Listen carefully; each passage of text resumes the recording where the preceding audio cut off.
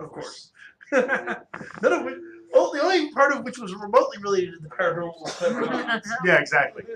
But hey, call in if you get the Mr. Ed reference because that's pretty old. So that way, Brian and I just don't feel ancient. Exactly. There's probably about like 90% of the audience that has no idea what we're talking about. The number is 609-807-2492. 609-807-2492. Yeah, to be fair, I'm usually terrible about getting old references, and I got that. Yeah. Well, Mr. Ed is kind of iconic. I think I used to watch that on Nick at Night. I'm betting a lot of our younger listeners, even if they haven't seen it, they've probably heard references to it. Yeah, maybe. Yeah, I think even Family Guy did a parody with it once. Yeah, probably. They've done just about everything. For anyone in the audience who doesn't know what we're talking about, Mr. Ed is an old black and white TV show about a talking horse. Yeah. Once you understand that, you have basically the entire concept of the show down. Which in itself, I think, was kind of a knockoff of they used to have the old like Francis the Talking Mule movies back in the 30s and 40s, and so I think Mr. Ed was like they took that idea and said, oh, let's make it a horse. Well, talking animals are a big thing in all sorts of legends as well as fiction. Yeah. I think just about everybody knows Dr. Dolittle, especially because Eddie Murphy did a remake. Yeah. One of my favorite Christmas legends actually is that on Christmas Eve at midnight, animals are given the power of human speech. Really? There's a catch. If you hear the animals speak, you die. Nice. So it's like, how does anybody know this is true if everyone's ever heard it die? Exactly. There's a bunch of weird ones like that with Christmas. So there you go. So somebody like drops dead on Christmas Eve. It's like, oh, they must have heard an animal talk. The other one along the same lines, which is actually biblical, less violent, is of course the talking donkey. Yes. And it's a funny thing, and I think this is worth a commentary on the Bible for a moment because I happen to like it. My old mentor, the late Father Joseph Brose, pointed out to me, and I happen to agree with him. Why did God give the power of speech to a donkey? And to be clear, people are like, since when can donkeys talk? That's not true. It's like, well, if you read the verse in question, it explicitly said God opened the mouth of the donkey, gave him the power of speech. If you want to know why, it's called God has a sense of humor. That was the official opinion on the subject by a theologian, by a priest, seminary trained priest. It's like God's just kind of trolling people. God had a sense of humor once. One time. No, God has a sense of humor all the time. How else do you explain the platypus? See, that's why I point to evolution because you don't. Well, okay, then evolution has a sense of humor. Evolution could certainly have a sense of humor. And there's other. The one everybody thinks about when you think about just animals, like you go, what? The platypus is the most famous. It's not the only one, and maybe not even the weirdest one. Oh, there have been many, many weird animals. There's a Simpsons episode about this, how they have to treat their backyard as an animal sanctuary because this very rare endangered caterpillar lives there that is basically. They even make the joke in the episode. It's like, are you sure God doesn't want this animal to die? Who are you? Who is God to tell me if this animal should die? And there's a flightless variety of parrot that you find in New Zealand that sort of fits that description. It can't fly, but the problem is it forgot that it can't fly. So the situation that they had is humans come to New Zealand, and of course, particularly the Europeans come to New Zealand, being humans, we screw everything up, and they bring cats. Now you bring cats to an island that hasn't had large any significant predatory animals in a couple of 1,000 years. It screws up the ecosystem. Cat paradise. This leaves the kakapo, this particular bird, in a very awkward position. See, what it'll do is it'll run up the nearest tree when it's threatened. It'll then proceed to run off of a branch and leap into the air as if it could still fly and fall like a stone. Nice. It also has a habit of digging. That's an animal that wins the Darwin Award. Oh, I haven't gotten to I haven't even gotten to the crazy part yet. It is also possibly the only species other than humans where the mating call of the male actively turns off the female. Yeah, that's an animal that's due for extinction. Oh, and then there's like the other bit, which is it'll dig a depression in the ground and then dig trenches out of the depression for up to 2 miles away from it. It'll sit in the middle of the depression and make its horrible mating call to call the woman. And now the trenches serve a bit of a logical purpose in that it helps the sound travel further through echo. The problem is the female kakapo will jump into the trench, hear the sound, but because of the way that it echoes, it has absolutely no idea where it's supposed to go, and it has up to a mile to walk even if it picks the right direction to get to the male. You have to wonder. It's like, really? How did it survive this long? See, that right there, I could turn that around and say there is an argument against intelligent design. The idea of intelligent. That is pure evolution. That is, we just keep making mistakes. That's a until one really of these interesting things works question. out. I don't know. I think it might be an argument for intelligent design and evolution, because why is it not? It's actually selected to die by now. It Maybe probably because has. God finds it funny.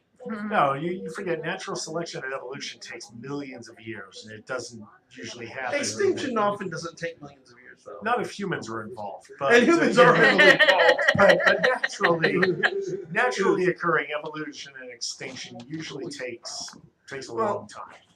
And I guess this is a logical first topic while we're waiting for Chris to get back to us. And I've been meaning to do this for a while anyway. Shall we talk about evolution? If you want, I mean, it's not like the most exciting topic in the world. I think it is. I think it just. I don't know. I kind of feel like I would have wanted to study up and prepare for a topic like that. So we can refute your. Except the fact, keep in mind, I'm firmly on the side of evolution here. I know. It's like you're going to refute me when I'm saying science is right. That's true. But again, that's a short argument. That's also means it's possibly boring if we're all just going to sit here agreeing with each other. Well, there's some interesting factoids. Like talk about one of the most common arguments you hear from creationists is it's a atheist conspiracy against religion. Oh yes. Which they expand outward and not only say that evolution is, but the Big Bang is. And of course, there's the giant problem with that. The man, as I've said, I think on the show before, and I've told you more than once, the guy who proposed the Big Bang was a priest. Not to mention any idea that rests on it's a giant conspiracy of millions of people that have all agreed to all over the world. That for at least 200 years in the case of evolution. That many people have never agreed on anything. And it's kind of the great argument, in my opinion, against. I mean, don't get me wrong. The government gets up to some shady stuff. Yeah. We get into a list of some of the shady stuff we know the government's gotten into. And that could be a whole. Of course, that could be a whole. Now I'm just thinking of my conspiracy theory. I don't think it's a conspiracy theory. I think it's a reality. And since I probably haven't said it, my conspiracy theory is that the people in power want us to keep fighting, and the more they divide us, the less work they can get away with doing. Well, it's not my fault I didn't get any work done. It's the other guy. fault. Well, that's not a conspiracy theory. That's how politics work. That's just politics by the book. Divide and conquer. You keep people separated and at odds with each other, and it keeps. You get to sit back and collect a paycheck for doing nothing. Well, hell, you don't even have to show up. I mean, it goes back like the Romans knew this. The Roman politicians knew how to do this stuff. It's not a modern idea at all. Yeah, that's something that does personally tick me off. Is just how often they don't show up to their job. Oh well, yeah. I think that takes everybody off. Yeah, that's. Colin, if you're not annoyed at Congress not doing it, showing up to do the job. This is why I've maintained the one mistake the founding fathers made when they designed the government is that there needed to be a fourth branch whose job was more or less to make everybody else do their job. To oversee and be. I mean, granted, the checks and balances thing kind of works. The problem is the only check on Congress is the judiciary, and Congress kind of has power over that, and Not also really. it takes so long for something to move up the ranks, and like somebody has to sue, and the case has to go up, and before it And finally the Supreme Court has to agree to hear and it. hear it, and all of this stuff. We're also getting much further into politics than I want to with this Yeah, show. yeah. Although I will say this, where you're somewhat wrong is Congress does not have the ability to override. Once the Supreme Court makes a ruling, the only thing that can there are only two things that can overrule the Supreme Court. One is another Supreme Court decision, Oh no, and I didn't mean. I said they have. and the other one influence. is that a new amendment to the Constitution. Right. Once the Supreme Court decides, nobody can say nothing. I think that's actually Right. one of the problems with the system. No, but Yeah, the other you know problem, what what I issues mean we're is this: the Congress. Look at how much the Congress can pretty much either block a nomination to Well, to yeah. the court, or have it sail through even when the guy is grossly incompetent and underqualified. It's, Okay. it's totally wrong. I'm not saying you're wrong, but again, this is a paranormal show. We already deal enough with religion. Let's try to keep the politics out of it, shall we? Okay. I am not disagreeing, but it is not my intention to So- alienate my listeners. So if a ghost were to be nominated, there we go. I just made it paranormal. Of course, now I'm just sitting here trying to think. It's like, do I know of any? I don't think it's ever happened in real life, although I could be wrong. At some point, somewhere in the world, some dead person has to have been nominated to some political office. I think somewhere in the world, dead people have won political office.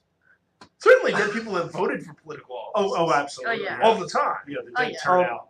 The dead And there was the turnout, one president of, I want to say it was either African or Middle Eastern country that was accused of vampirism Mhm. recently. Oh yeah, well there was a huge vampire thing over in and I can't remember.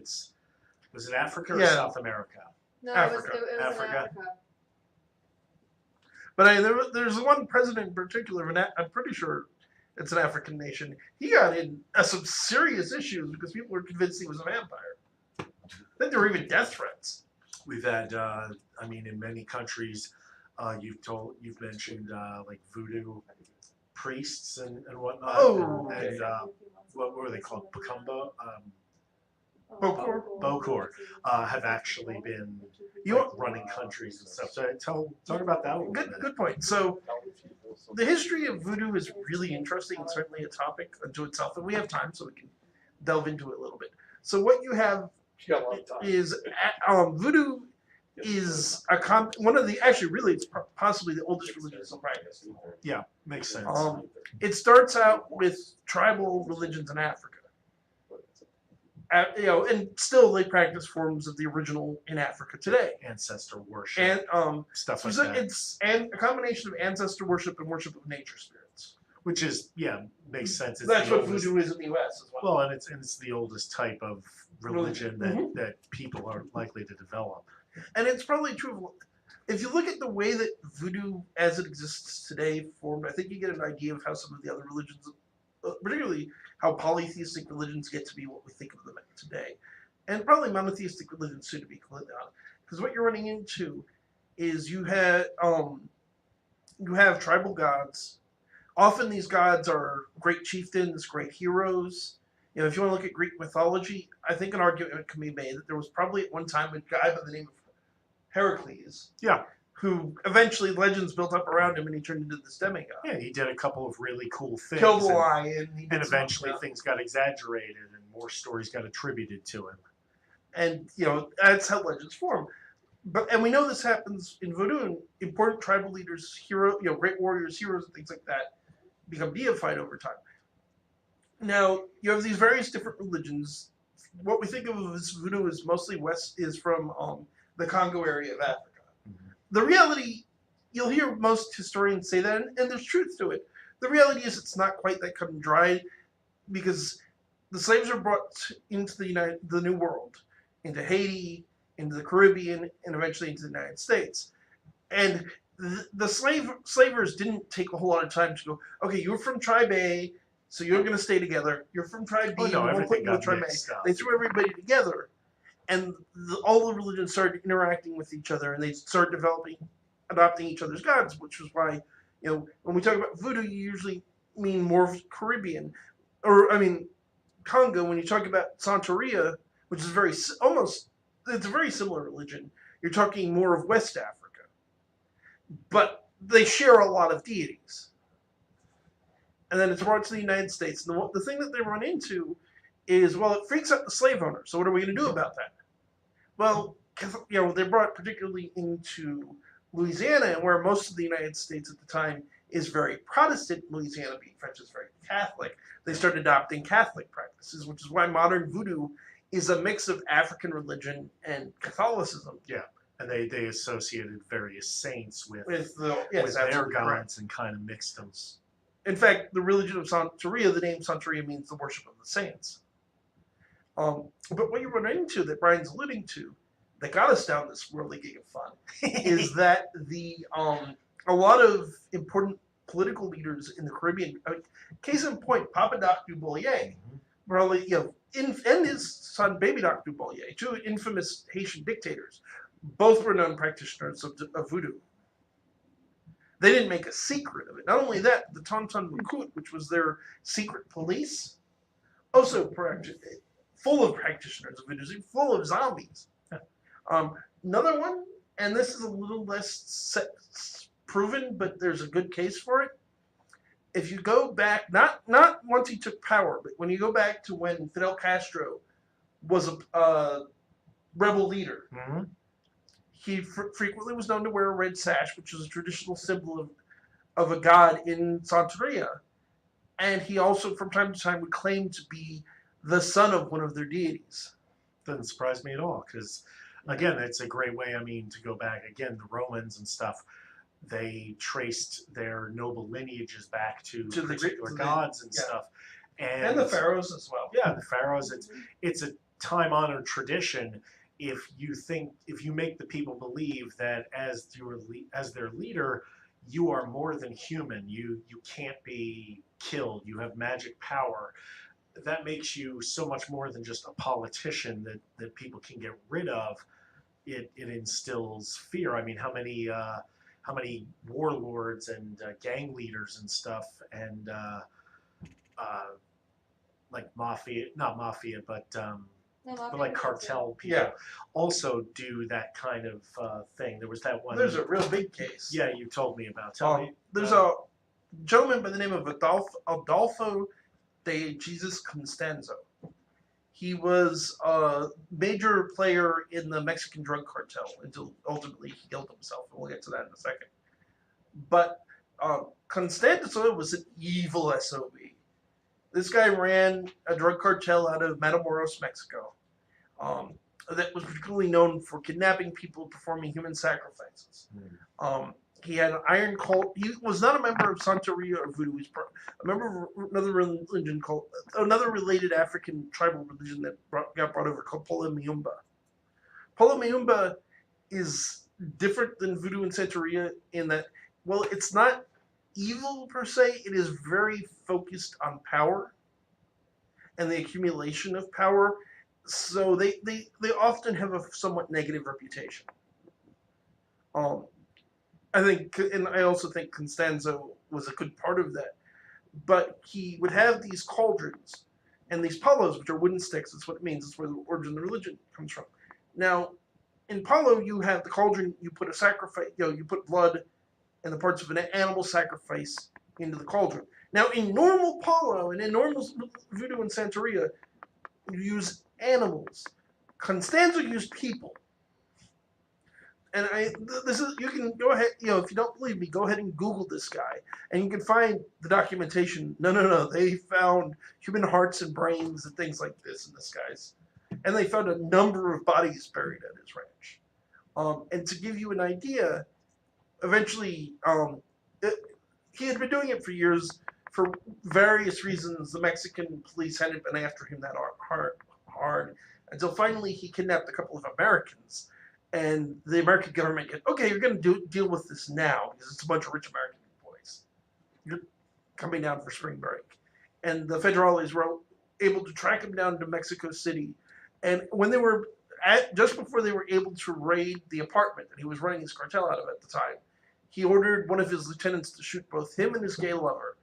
And just before they shot him, he declared that he would be back.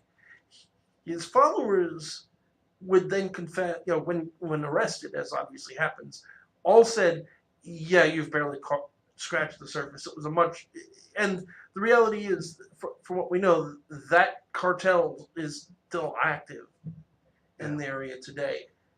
And there are a number of other Mexican cartels and South American cartels that get into things like this. There is certainly an argument from criminologists that it's more of a psychological warfare to freak people out. Yeah, but it works just as well for politics Yeah. if you've got the right kind of people that are going to buy into that sort of thing. Fun fact, and Pat Robertson, who I'm not the biggest fan of, made a slightly technically inaccurate allusion to this a few years ago during the Haiti flood, I want to say. Oh, the earthquake? Yeah, yes, the earthquake. Yeah.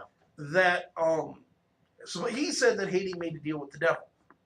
Not exact, but by I wouldn't say so, but by Pat Robertson's standards, he wasn't exactly wrong. Because we do know, as a matter of record, that when the revolution happened, where basically the Africans took over Haiti and throughout the white people that were currently ruling it, the leaders of the rebellion did perform a voodoo ritual, not dedicated to. I am not saying they're devil worshippers. Again, by Pat Robertson's standards, they would have qualified as devil worshippers. I'm not making that judgment call, but they did make a ritual and a dedication to their deities. By Pat Robertson's standards, anybody who doesn't support Trump is like in league with the devil. So take it with the huge grain of salt that it deserves. I have an entire pound for you. What? I have an entire pound of salt. Will that work?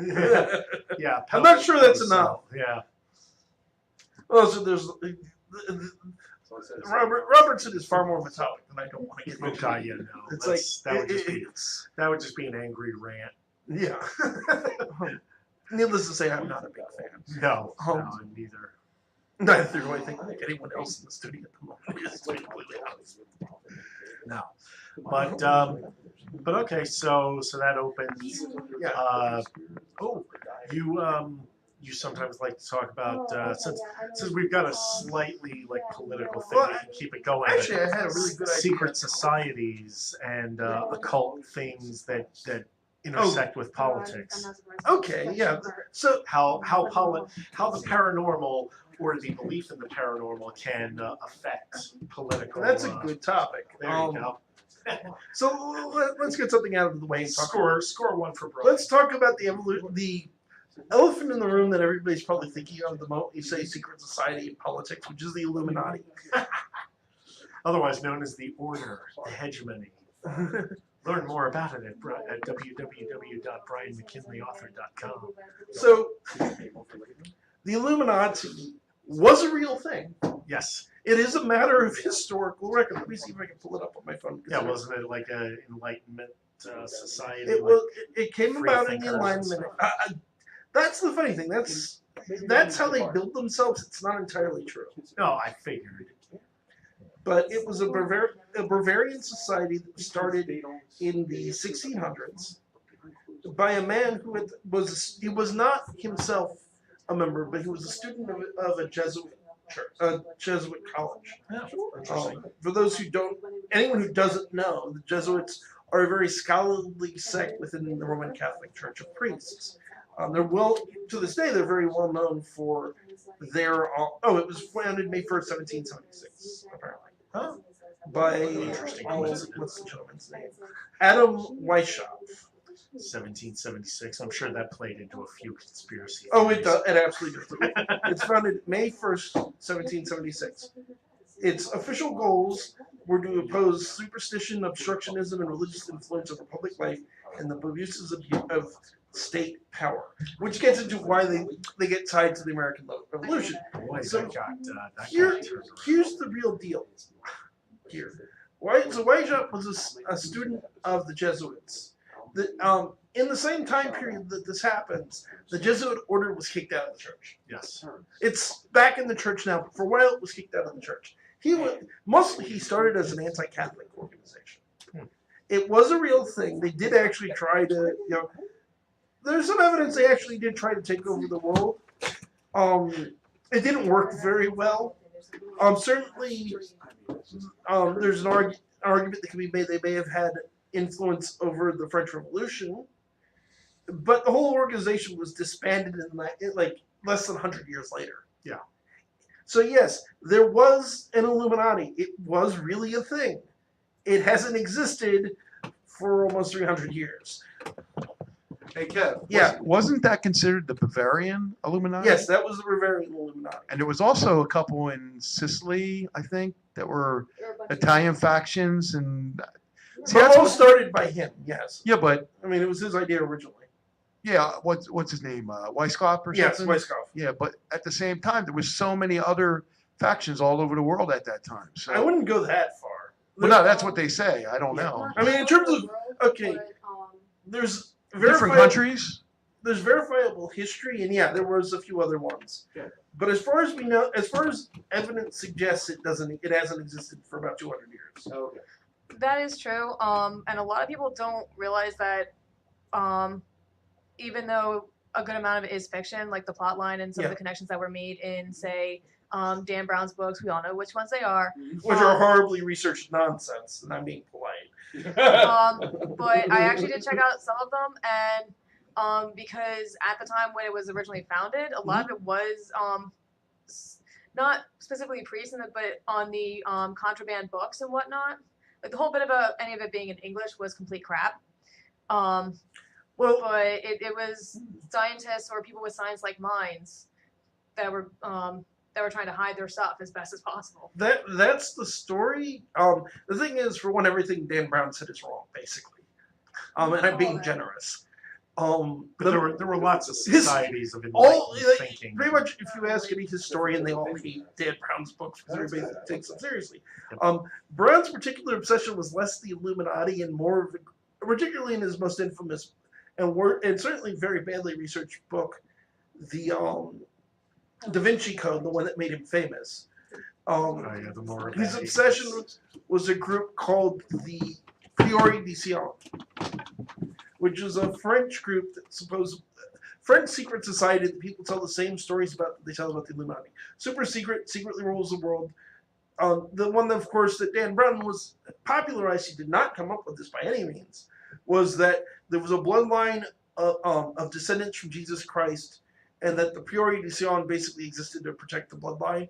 All of which, so there is a group, I don't think it exists all that much anymore either, but there was at one time a group known as the Priori du Sion in France. It did claim a lot of important people, just like Dan Brown said, like Leonardo da Vinci was a member, and a bunch of other famous scientists and things like that. Historically speaking, it's a known hoax. Yeah, but Kevin, isn't Yeah. the very fact that it's a secret society supposed to be a secret? That's why we don't know about it. Exactly. So that's why I kind of think that Well, maybe hold on, it just- is going on behind the scenes and we just don't know. Well, we could There's argue. got to be some kind of truth to that. If it did, it's I'll a very come- badly held secret. I'll come back society 'cause around to everybody that knows idea in about a it. second. Yeah, but sometimes when they go ahead. But specifically the Priori is a hoax. They know the guy who did it. They know the documents he produced are forgeries. Yeah, everything up to, I don't think he may even have outright admitted that he made it up, but pretty much there's an overwhelming amount of evidence that the Priori du Sion is a hoax. And I can go on a long rant about why the whole Jesus Christ had children thing is a load of bull. Trust me, that whole Holy Blood, Holy Grail, which is the name of the book that started the conspiracy, is easily debunked by anyone with a basic understanding of history. Well, Jordan Maxwell is I don't know if you know about it, but Jordan Maxwell is one of them authoritarian persons Mhm. that goes around and researches all this stuff. He's talked to rabbis over the years and stuff, Mhm. and he'll tell you Dan Brown stole the information from him. Yeah, I'm assuming he's one of the authors of Holy Blood, Holy Grail. Pretty much. Yeah, and yeah, that book basically made everything up. I mean, it verifiably made everything up. This is a particular. That's weird. windmill, I'll call it, of mine. Mhm. So That's interesting. let me clarify something real quick about the Holy Grail thing. Right. So one of the basic cornerstones of this idea that the Holy Grail is a secret metaphor for the bloodline of Christ Correct. is that so the common name, the name that usually you hear for the Holy Grail is San Grial, which means Holy Grail. But if you change it slightly and make it Sang Rial, it's holy blood. And supposedly that's what it originally meant, and that's one of the proofs that it's all this secret bloodline of Christ. Okay. It's not true. If you go back, the oldest known story of the Grail, where it really first appears in fiction, is Wolfenbach's epic poem of Parsifal. Yeah, Arthurian Yeah, legends. it's not the first Arthurian legend by any means. No, but that's where the Grail but it's really the very first. came to prominence. So Is this before Monty Python? yeah, just I had to throw that in Just a because I gotta. I love Monty Python. Just a bit. I mean, the Holy Grail movie is just like, oh It's my wonderful. God. It's amazing. It's It absolutely is. fantastic. Life of Brian is also fantastic. You're Monty biased. Python does a lot of. But I'm not trying to throw them off. I'm just trying to throw a little levity in No, here. no, levity is good. I'm certainly not objecting to a little humor. So, the very first technically reference to the Holy Grail in any way, shape, or form is in the Bible because Jesus does have the Last Supper. He does take a cup, puts wine in, and goes, "This is my blood." That part of the legend is in the Bible. There's the next part of the legend where Joseph of Arimathea, the man whose home they had the Last Supper in, uses the cup to catch the blood of Christ as he's crucified. That's not in the Bible anywhere. It's not in the Bible. It's not in the Gnostic Gospels that came after the books of the Bible. The lost Gospels that everybody talks about that were left out of the Bible doesn't mention this idea. The oldest known Grail legend, which is the story of Parsifal, was written in the 12th century. That's 1,000 years after the death of Christ. So we keep repeating the same thing. Oh. Yeah. It gets. Here's where it really starts to fall apart. So in the story, Repetition. it's not called Sang Rial. It's not called San Grial. It's called San Gridalis. Gridalis is a plate that's used in the serving of a meal. Usually it's like, if you're having a multi-course meal, it's a dish that we bring out one of the courses on. Right. It's a serving platter. Yes, Ryan's got it exactly. So it's the holy serving platter. In the story of Well, if it's holy, there's not going to be anything on the platter because it's going to fall through. That's why consecrated. Bada-bing-da. So in the story of Parsifal many comedians. goes to the castle of the Fisher King, and the Fisher King has been wounded in the side because he'd been stabbed with a spear. And every day, a dove comes down with the Holy Communion wafer, leaves it on the plate. The San Gridalis, the Holy Grail, is brought to the Fisher King, and he eats the communion wafer. And while it doesn't heal him, it sustains him long enough to get through the day. Now, to complete the quest and to save and to heal the Fisher King, Parsifal has to ask a specific question, which is, whom does the Grail serve? But he does. Earlier in the story, he had been told it was wrong to ask questions, so he doesn't ask, and he doesn't complete the quest. Now, the story of Parsifal is incomplete. Because you'll notice in the very brief summary I gave, I don't say anything about it catching the blood of Christ. I don't say anything about it being the cup of the Last Supper. It's not even a cup, it's a plate.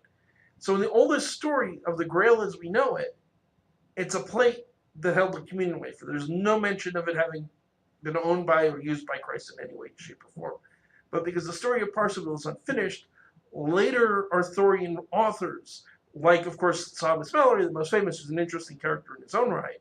Yeah. And even Geoffrey of Monmouth. No, Geoffrey was before Parsifal. Was before Ethelbach, I'm pretty sure. Because he's Well, like he was the one first. of the first. He was the first person that brought Arthur to prominence. Yes, but he didn't bring up the Grail.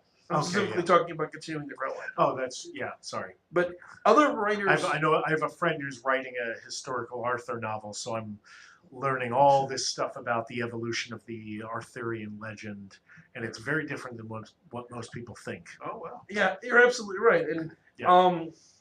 Geoffrey of Monmouth was more actually trying to write history than Yes. mythology. Yeah, he tried to put Arthur into the true history of Britain and make him related to the Plantagenets as sort of a political. And the historical reality favor. is he's not considered a reliable source. No, Especially his 'cause motives were. Arthur was 6th century. We have very little surviving written records from that time period. Well, no, yeah, from England. he learned the story from Yeah. from the Welsh, who had a tradition of Arthur. And Welsh traditions of Arthur are very different because they're very magical and very. I've learned of this. Yeah, it's very cool. But yeah, so the Grail in the oldest stories isn't associated with Christ. The association comes later from other authors.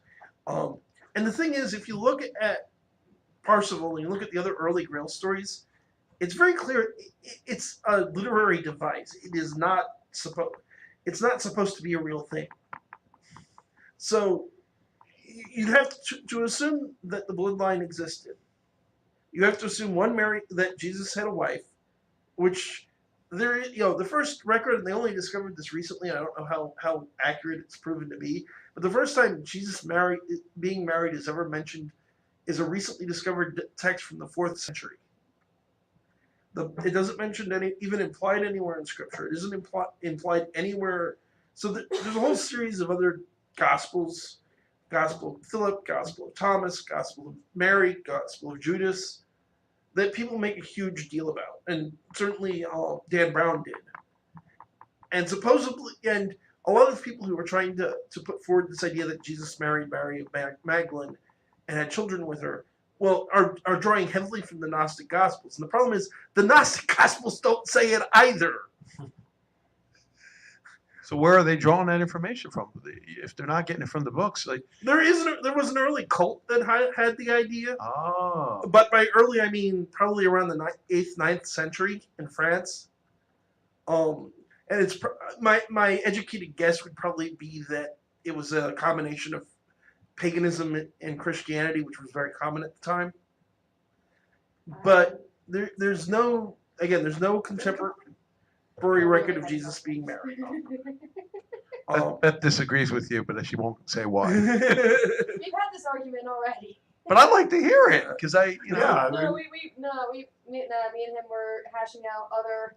Get on the I respect Kevin. I respect his I opinion. respect Beth's opinion too, Beth, even if I get don't on always the- agree with her. Yeah, get on the microphone so that the Beth, viewers can hear this. Well, I'm not sure what anybody states about the Grail in and of itself. Because the thing is, when you're saying that there was the Gnostic gospel, I'm sitting there going, please let this not be another drag through the mud that is the Magdalene manuscripts. I'm not sure if you heard about that. And probably at some point. The Magdalene manuscripts is essentially what you were just talking about earlier, where it's not actually stated as a point in scripture, but it gives a my mom read it and she told me about it in short because I didn't study the Bible, not my thing. Yeah. But she had to because she went through 12 years of Catholic school, so she had the headspace for it essentially. Yeah. But it essentially goes on about how Jesus was part of a cult, not a cult, but part of a mystery religion at the time, and was not, and while he was a religious figure, wasn't the typical one of, say, a rabbi for the Jews. Well, he certainly wasn't a rabbi by But proper as far as like standards. the way he had that pull and that backing, one of the theories that I pointed out was he was part of what is now considered a mystery religion. And that he was a high priest of it. I've heard And the idea before. that Mary Magdalene was across from him, and I'm saying, is he gonna be bringing that up? Because that's pretty much where, at least recently, with everybody saying that the Grail was Mary Magdalene, where those theories have been coming from. Which is more adding modern. I mean, well, the one thing I haven't studied this particular theory in depth. I appreciate that. But off the top of my head, the first thing you need to remember about mystery cults is the first word in the name. They're called mystery cults because we don't know a whole lot about them. Well, they were actually able to narrow down around near the time period where he is theorized to have existed in. Well, no, he area. definitely existed. That's easy to prove. Well, no, but you know what I mean. But like in the area that he was Mhm. residing in, essentially where he was to be residing in, that the particular mystery cult there was primarily dedicated to ISIS. That seems since I mean, we've had this specific argument before. Yes, But we have. And, The connections and you still have between to show me your sources as well. the again the most obvious source on the story of Osiris, Isis, and Set would be what we commonly know as the Book of the Dead.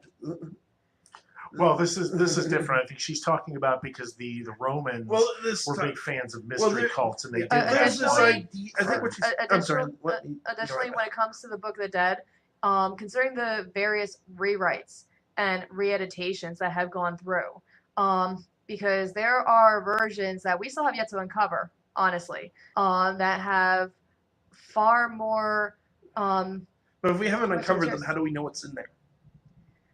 But yes, I understand what you're saying. However, the version that you're going by, I'm not sure like what age yours came from, because you might be going off the completely wrong, not completely wrong, but a much newer version.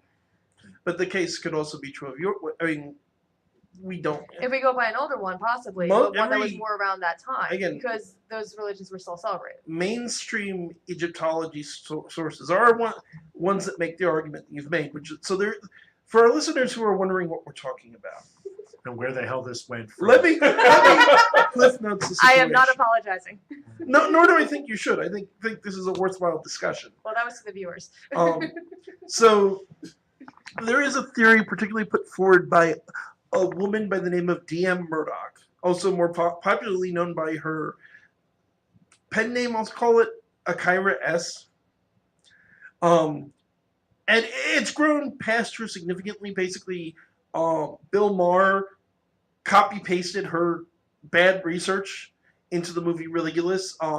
The even more badly in many other ways researched movie Zeitgeist pretty much copied her entire idea as well, which is that Jesus Christ is based on older pagan deities. One of the most common ones named are the Hindu god Krishna.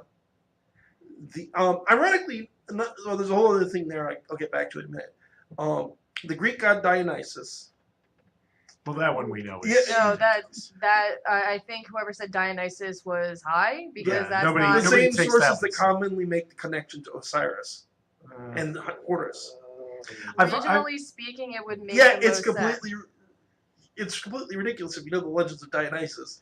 Yeah, exactly. But But The for Osiris, it makes a lot more sense. The Osiris thing at Barely. least has the Osiris connection at least has a little bit of, you can see the similarity. Same thing with like comparing him to The- Odin. no, there are Do you mean like- Baldur, Brian? Or Yeah, well, well, yeah, the one that the- got nailed to a tree or the something. problem. No, Speared by mistletoe. yeah, spear by belt mistletoe, and it was thrown mistletoe. He wasn't nailed. Oh. Wasn't okay. there? It was made of a shaft that was essentially a You're- spear, but I it was thought there thrown was a at him. Viking He's one that thinking of- got Odin Javelin. hanged himself from a tree hanged on from a tree. purpose. Okay, different. He was a It- sacrifice to himself. Yeah, for knowledge. Okay. The thing of which you're running, the basic Sorry. problem, and with all respect to any Astaru or Norse Reconstructionist pagans listening, the big problem you run into when you're talking about Norse mythology is to the best of my knowledge, including talking to Norse pagan friends of mine, the surviving records we have of Norse mythology were all written and altered by the Christians.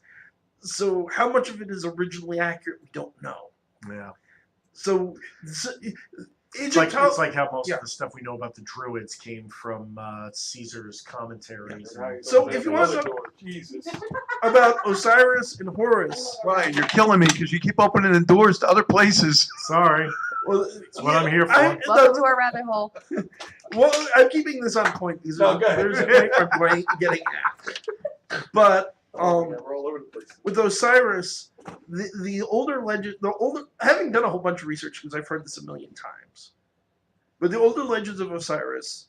So apparently, originally Osiris was a man who was later after his death and resurrection was deified. Later versions of the story he was a god who gets killed and then brought back to life by his wife Isis. So the common version of the story you'll hear is that Osiris was killed. He was killed His wife, the goddess Isis, puts him back together and resurrects him. And then his son Horus supposedly has even more in common with Jesus, and that's even further into La La Land, because supposedly Osiris had 12 disciples. No, he had 4 disciples. Osiris was supposedly baptized by Anup the Baptizer, who is a figure who only appears in Christ mythicist literature. There's mainstream Egyptology sources never talk about this supposed baptizer. Horus supposedly went around casting out demons and healing the sick. Yes and no, but a lot of the miracles, there are some similar miracles. There's a lot of different miracles as well. Horus was mainly one for justice and avenging for those that were wronged. Additionally, I've done my fair share of study on Osiris. And I have yet to come across anything where it specifically states that he was himself once a man and then was raised. Now, it's entirely possible that during a transition period. Yeah. Well, the Egyptology goes on so long that it changed. There's even a theory that Osiris is an actual historical pharaoh of Egypt and then eventually got mythologized into a god. Well, that's how pharaohs themselves were supposed to work. Yeah, exactly. Up until a severe weather change that happened right around the time where there was this great crisis, and the way that they were describing the after effects of it suggests climate shift. But the most basic story you will find in the majority of reputable, pretty much all reputable Egyptology sources I've ever seen, is that Osiris's brother Set, or Sutek, chopped him up into 13 pieces. His wife, and they were married at the time, Isis, put the 13 pieces back together. Well, excuse me, put 12 of the 13 pieces back together, but couldn't find his penis. Yep. It got eaten by like a crab or something. So she whittles a dildo essentially out of wood, does magic on it to turn it into his penis, and then through this weird bit of sexual necromancy, that's how Horus was born. Osiris, the Egyptians didn't have daytime soap operas, so so it's like the Romans and the Greeks; they had to invent them. But at this point, Osiris is then named Judge of the Dead, or God of the Dead and Judge of the Dead. The thing, and there's a lot of differences. There's some similarities, and I'm not going to argue there are no similarities between the stories. But they're both resurrected. They're both judging the dead. But I'm sorry, I must have missed the day in Sunday school where they talked about Jesus being chopped into 13 pieces. Well, I think the idea, the suggestion from what I've heard is not that they copied wholesale. Some people say they copied. Well, some people are, but they're stupid. The more intelligent idea is that in order to bolster the fledgling Christian church after Jesus' death, and and all the subsequent stuff, as the guys were going out and spreading the word, they started to, as happens, they started to exaggerate a little bit. They started to take the stories of what Jesus had actually done and exaggerate them a little bit. And there's some truth to that. And that they incorporated these elements of kind of successful myths that had come before, and that's where the idea of they said, oh no, Jesus died, but then he got resurrected, he came back from the dead, just like this other God that you've heard of, and that's the idea, is that these things started as kind of advertising. And there's some truth to that.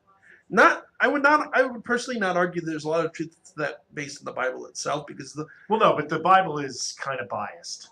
I mean, the Bible is the stories of the guys who were writing the history, which were all written within 30 years of the death of Christ.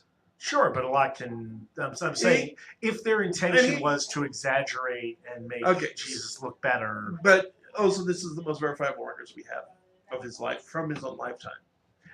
So this is a whole other discussion. But the 27 books of the New Testament, there's a lot of stories that get told. Oh, they were written 100 years, 200 years. They were none of this is true. They were written. They're the first mention. And if I knew we were going to be talking about this, I looked up the name. But there's a Christian bishop in 95 AD who mentions the Bible, mentions names 27 books of the Bible, and the 27 books he names are the same ones you can go buy a Bible today and find. The New Testament, as the New Testament, is from the first century. One of the things you run into with the Gnostic texts, Philip and Mary Magdalene and all the other ones, so we have records that the Bible as we know it is first from within usually 30 to 60 years from the death of Christ. The youngest of most of the Gnostic Gospels, the ones that everybody talks about, the lost books of the Bible, are from the 1st and 2nd century. Actually, most of them are from the 2nd century. They're all from, or excuse me, technically, I'm mixing, excuse me, 2nd and 3rd century. Most of them, in fact, are from the 3rd century. They're all written 100 to 200 years after Christ died. That's one of the main reasons why they were never included, because there's they were left out of the Bible because for political reasons, blah, blah, blah, blah, blah. It's like, no, most of them were written long after Christ died. And the thing you run into with the 4 core Gospels is, while the oldest known complete copy of the Bible, Old and New Testament, is 4th century.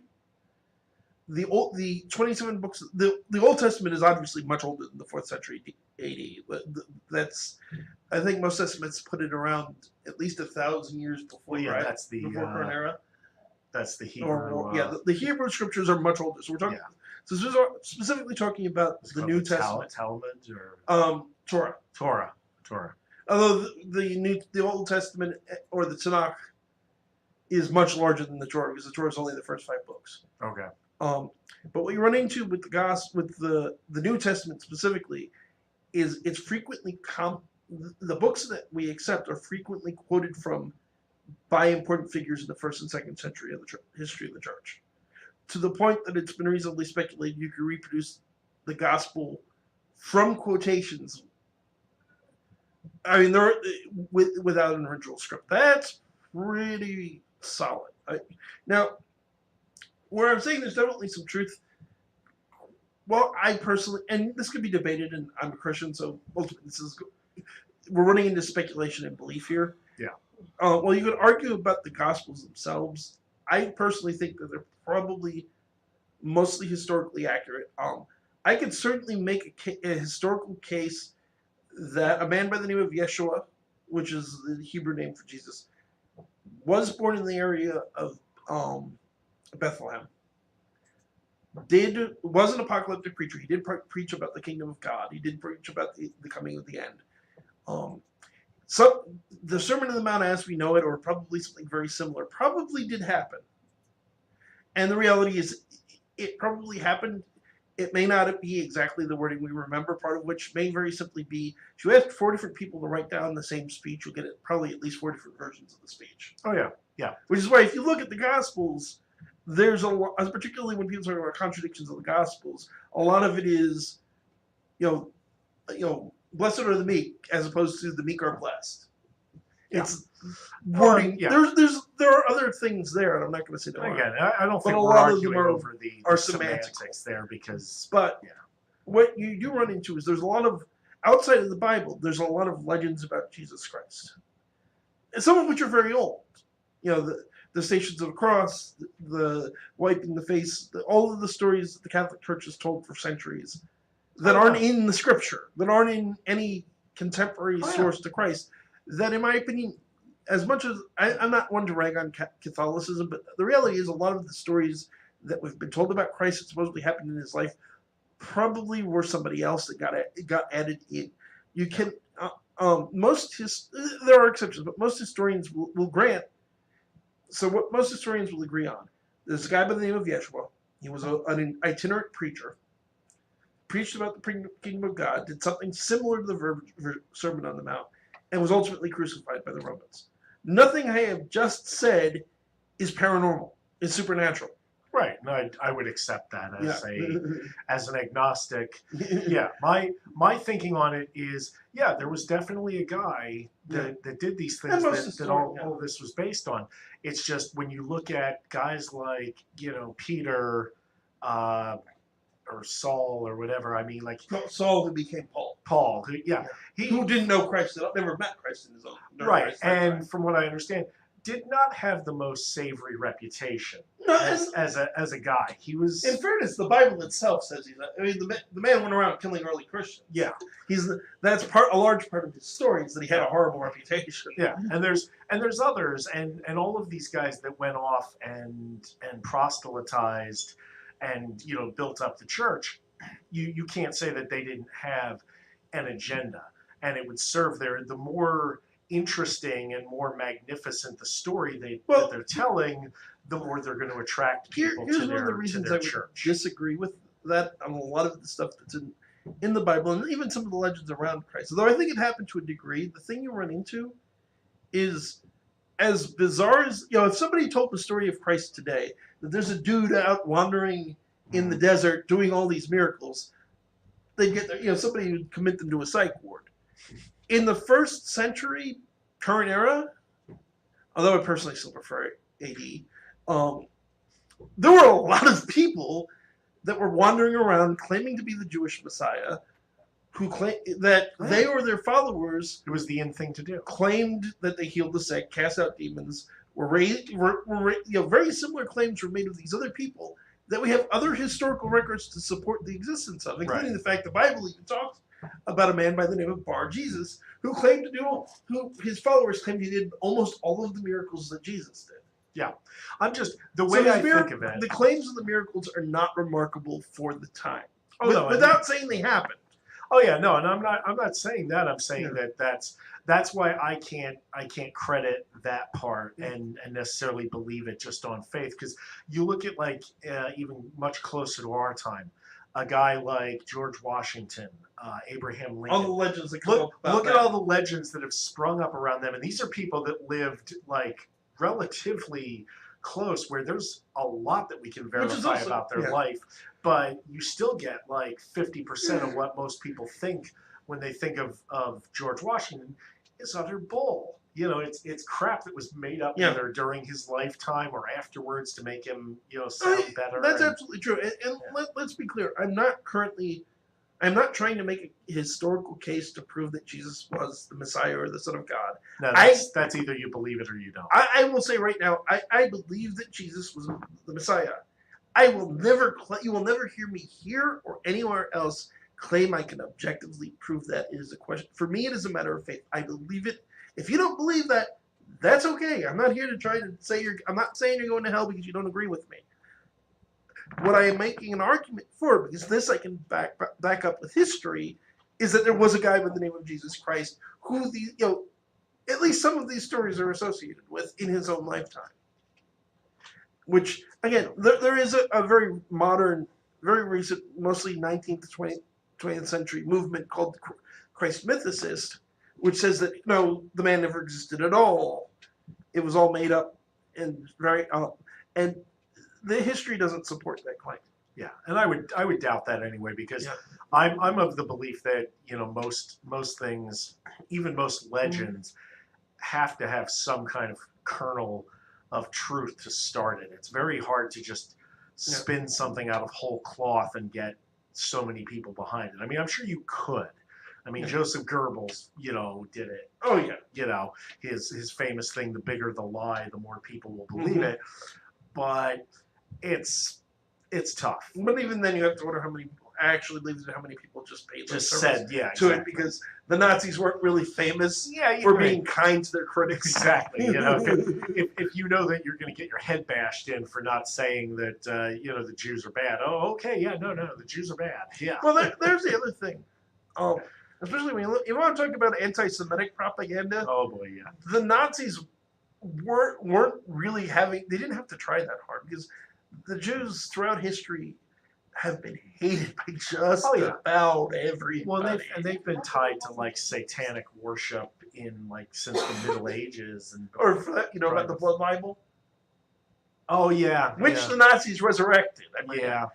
For anyone who is blessed enough not to know what I'm talking about, there's a belief that was prominent in the Middle Ages and then was picked up by the Nazis, and I've even seen a few idiots today who repeat it, that when they're doing the Passover feast, Jews sacrifice Christian children to mix their blood in with the unleavened bread. anyone who spends 5 minutes researching Judaism should be going, what? Yeah. Because aside from the fact that Judaism, just like Christianity, has prohibitions against murder, it's a very big rule in Jewish kosher law, the kosher, that you don't consume blood. Yeah, which makes Jewish vampires' lives very difficult, let me tell you. Oh yes. It's so hard to keep kosher as a vampire. Aside from the historical fact that the blood libel never happened, I mean, No. there's absolutely no evidence of it ever. The idea itself, if a rabbi was to suggest it, they'd be horrified. It's like, wait, the Bible says the blood is life and you cannot consume the blood. You're telling us to eat blood, human blood? No. Yeah. This doesn't work. Yeah, and a lot of that stuff came about as like political ammunition to use against the Jews. I mean, I know King Richard in England brought out a lot of that anti-Semitism. The Spanish Inquisition. The Spanish Heavily Inquisition. on Jews as well. Used them. And for anyone who happens to be listening who needs this pointed out to them, and I'm hoping I tend to think better of my listeners than this, but I'm going to say it because it's worth saying anyway. Jesus was a Jew. Yep. For the people in the back. 2 of the 4 Gospels go at great pains to lay out Jesus' genealogy through Abraham and through King David and King Solomon as a Jewish boy, for one. And for another, if you read your Gospels, the Passover feast, the Last Supper was a Passover feast. He specifically sent the apostles into the city to find somewhere to hold Passover. Mm-hmm. Yeah. No, the bigots like to try to draw the line by saying that no, the Jews were okay up until that point, but they denied Jesus, and so after that they were cursed and all that. Yeah, and it's just like, no, you're just being racist. Yeah, if you want to say that, there's a theological argument you can make about the religion being wrong for not accepting the Messiah. I would disagree with that, but that would be one thing. But to say the entire people are now evil and wicked and of the devil is ridiculous. And worse than ridiculous, it's been used to justify atrocity. The most famous recent example, of course, being the Holocaust. It's hardly the only one. No, there's been so many purges and persecutions against the Jews socially and financially and all that.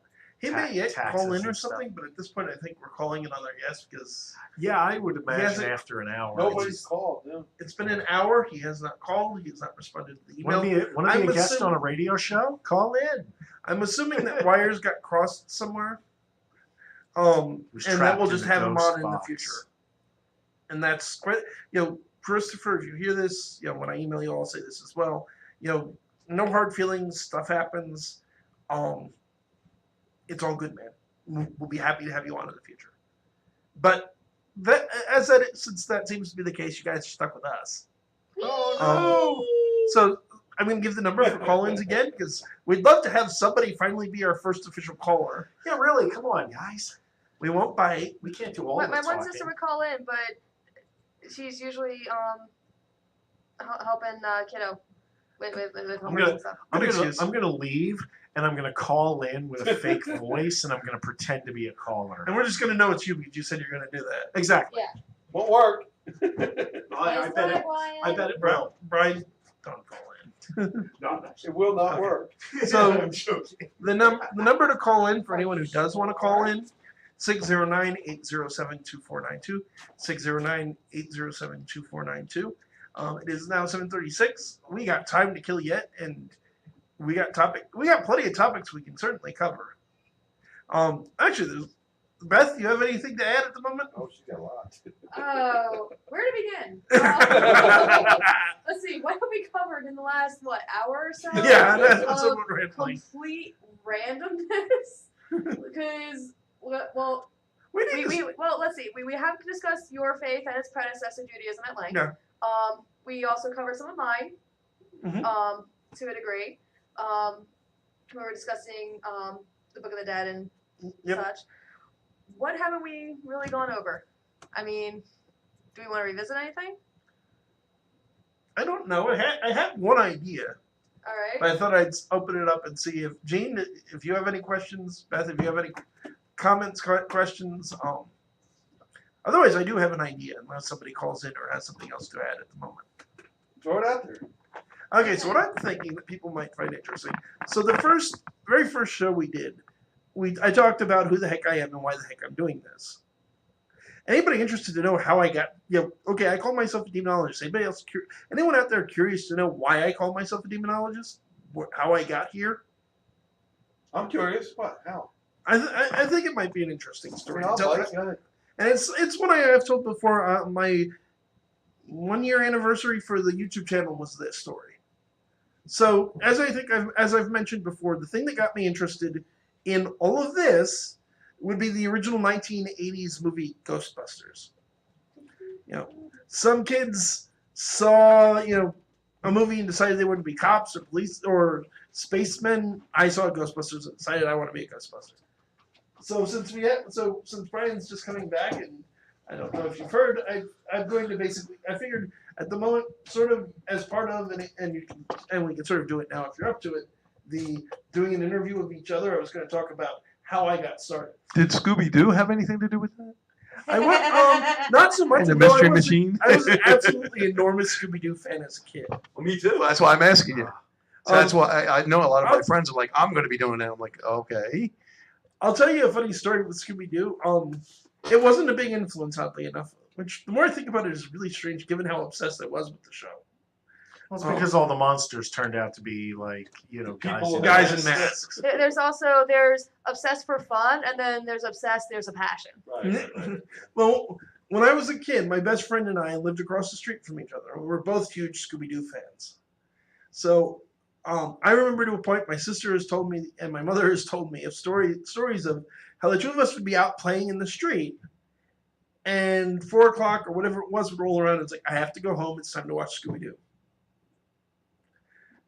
Despite the fact we lived across the street from each other, we're in and out of each other's houses all the time, and there was really no reason we couldn't have just gone over to my house or gone over to his house and watched it together. Yeah, As always, we exactly. have to go home and watch it. Wow. Yeah, but you don't think that a little bit of the sexism was thrown in as a little bit of, as a guy or a young kid growing up, we didn't think Thelma and, and she was hot. They were both hot. Velma was Velma the got smartest that. one in the entire group. That's what was hot about her. Yeah. She had the Yeah. glasses. I always She was think- intelligent. Oh, God, I yeah, no. suspect my fondness for smart chicks As an can be animated traced back to thing, Oh yeah, Velma. I'd have dated Velma in a I second. think all guys would have. Yep. I'm sorry. Why are we limiting it to just girls? I mean, Or No, just, I'm just saying No, from a no, guy's point of no, view. no, no. I mean, you well, date here- Velma here, too? Let me explain something about. let me explain something about me.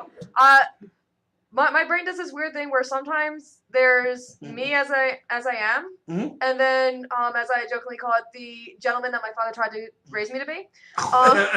Gentlemen.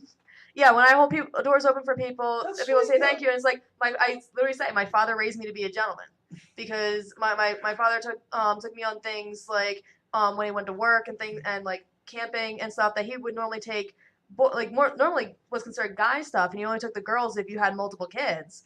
It was usually just like me and my dad or me and the family, but my dad was the only dude in the group, but he took all of us. So it like a lot of things that were considered masculine by standard society was stuff that I grew up knowing. Mhm. So it's like I kind of have like those two weird mindsets, and it can and most people can't tell when it passes because I'm just oblivious to social cues anyway. But when it came to Thelma and Daphne, and it's like Daphne is the girl you want to like use as your face as you're climbing up the high school, popularity chain. But the person you actually want to hang out with Is Velma. is Thelma because You're safe. it's like she's gonna come through in some fashion or another. If you're around Daphne, you're gonna do nothing but get Yeah, kidnapped. pretty much. Yeah, Daphne was utterly useless. Danger from Daphne. But But that was Actually, that was that, right, Kevin? That was that pro blonde thing that I they thought she was threw a out there. redhead. Yeah, she was a redhead. No, but I mean, they were using that dumb thing with Yeah. her. like the prettiness will get her through type of thing. Yep. Whereas Thelma relied on brains. Yep. And intelligence. I'll tell you the funny thing that Beth actually made me think of. So aside from the fact, as a kid, I was obsessed with horror movies and ghost stories and folklore and myth and legends. I was basically the nerd I still am, even as a little kid. Mhm. Now, here's the funny thing about me when I was young, very, very young, up until pretty much high school. I was a scaredy cat. Aww. Like, I remember when I was a little kid, I remember, sadly, and I lament this as an adult, that the great haunted houses that you used to find at amusement parks are not the thing they used to be. Oh yeah. I've been on a number of them, including the fairly famous / infamous one for New Jerseyites, which would be, of course, the one that used to exist at Six Flags before it burned down. Oh, I used to love that one. I know what you're talking Been there, been through it. Yeah, here's the thing. Now they Because- do the haunted hayride. about. Fright Fest was Fright Yeah. Because I was a scaredy cat, I went through like this with my eyes closed. Yeah. So I've been through all these haunted houses as a kid. The only one that never bothered me, and I'm still a huge fan of it, was the one at Disney World. Still one of my favorite rides at Disney. See, I'm still a scaredy cat. And I couldn't deal with it. And I will say, as a kid, I loved horror movies, but the only ones I was ever allowed to watch until the first R-rated movie I ever saw as a kid was the second Terminator. My dad decided arbitrarily to take me out to the movie theater to see Terminator 2. I haven't seen the first one. We just went to see Terminator 2. And I absolutely love it. I think it's a fantastic movie. Oh yeah, no, I saw the first one in the theater too. That was awesome. So when I was growing up, the horror movies I enjoyed were Bela Lugosi as Dracula, Yep. Lon Chaney Jr., Boris Karloff. Yeah. Yep, the old Universals. That's how I was raised too. Oh, true. Those were what I wasn't allowed to watch Nightmare on Elm Street or Friday the 13th. That was my horror. The Saturday afternoon like creature features. Mhm. Remember? I remember. Do you remember, or was this a thing where you lived? Where I lived in Pennsylvania, every Thanksgiving Day they would do an all-day, late into the night black and white horror movie marathon. I remember something like that. I don't know if it was Thanksgiving. We would have it for certain things, but every Saturday afternoon, it would be the black and white, Universal horror movies, or like the Abbott and Costellos and stuff. They would have all of it, and yeah, it would be the But every weekend. so growing up, I'd read a lot of folklore, mythology, religious stuff. I was raised Roman Catholic. I'm not Roman. I haven't been a Roman Catholic since I was really about 16. You're more of a stay-at-home Catholic. Well, I'm Bump! Oh, yes. Brian needs slapped again. But when I was in high school, I am not the successful published author that Brian is. Oh yes, successful. You have multiple published books out, and you managed to sell books. Your success. I guess if that's your bar for success, You're a professional writer. That's it. You You can't have deny made that. money writing books. Did you make That $1 makes you a off the professional by book? definition. yes, I do have that. So I was a writer. I wound up falling into writing for my high school newspaper a little bit. In fact, let's see, 8, 9, 10, 12. In the 6 years I was in high school, because my high school was weird. There was grade school, which was K through 6, and high school, which was 7 through 12. So I was at the same high school in the same building for 6 years. Now the They district. didn't have a middle school. Nope. It was. Okay. It was. Keep in mind, when I graduated high school, there was less than 400 people in my entire school, 7 through 12. That's right. You came from it, so it makes It sense. grew much larger in later years. And my brother, who also graduated from the same school about a decade later, graduated with there was many more kids, and it was an actual high school and middle school. But when I went there, nope, it was elementary school, high school, no middle school. In fact, our school was junior, senior high. But I wrote an article in 7th grade, and I wrote another article in 10th grade. And I was interested in ghost stories and things like that. And I grew up in a town called New Hope, Pennsylvania. Anyone listening to this in Pennsylvania, in eastern Pennsylvania, New Jersey, Delaware, or Maryland, has probably heard of New Hope. Yep. For those of you who haven't, New Hope is a neat little art colony town. To give you an idea, the Impressionism school of art, or style of art, there are 3 recognized schools of Impressionism. 2 of which are in Europe, one of which is the Bucks County School of Impressionism, the center point for which is New Hope, Pennsylvania. Nice. A lot of very famous artists, some famous authors. The most obvious example of famous authors from the New Hope from that area would be the Berenstains of the Berenstain Bears. Oh. Lived in that area when I was growing up. I don't know. I never met them. I have no idea if they live there now or not.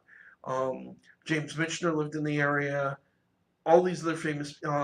Burlesque Buck had a house in the area. William Shatner had a house in the area for a while. Wait, Shatner? Yeah, Shatner. Sure. I talked to an EMT who pulled him out of a car wreck one night. Nice. But that's the town I grew up in. The thing with New Hope is it's named New Hope. It comes from the 19th century. Originally, it was known as Coryell's or Wells Ferry. The name went back and forth based on which family owned the ferry. It was the big crossing point on the Delaware River. Yeah. So its sister town on the other side, Lambertville, is also fairly well known in New Jersey for. So in the 18th century, a general you may have heard of by the name of George Washington had this idea that he wanted to cross. Well, technically, he didn't have the idea. His commanders had this idea to go on a beer run to Trenton, which was what we all famously know as the Battle of Trenton. Mm-hmm. New Hope, basically, the army camped in New Hope before they made the crossing. The crossing was about 5 miles down the river. Funny story that I found out more recently. Yes, the Battle of Trenton was, for all intents and purposes, a beer run. Yep. And the commander of the barracks actually had forewarning and ignored it. Yeah. Went to a party instead. Here's what happened. Said this is so not going to happen, and just tucked the letter in his pocket. During the Revolution, he never even, actually, he didn't even read the letter. That's right, yeah. So he so put the letter in his pocket without reading it and Yeah. went to the party. refused to see the guy who was bringing him the information as well. So what happens is that since the fledgling country was broke, I mean, they were trying to start their own government, trying to start their own currency, but this is the fledgling stages. U.S. didn't have a meaningful currency during the Revolution except for English. Well, of course not. They were still busy fighting the war. And they're still busy fighting the war. So how are we going to pay the troops? They paid the troops in beer. I'm not kidding. This is actually, look it up. They paid them in beer. The problem they have is the main source of beer in the colonies was Benjamin Franklin. And nobody liked Benjamin Franklin's beer. Hmm.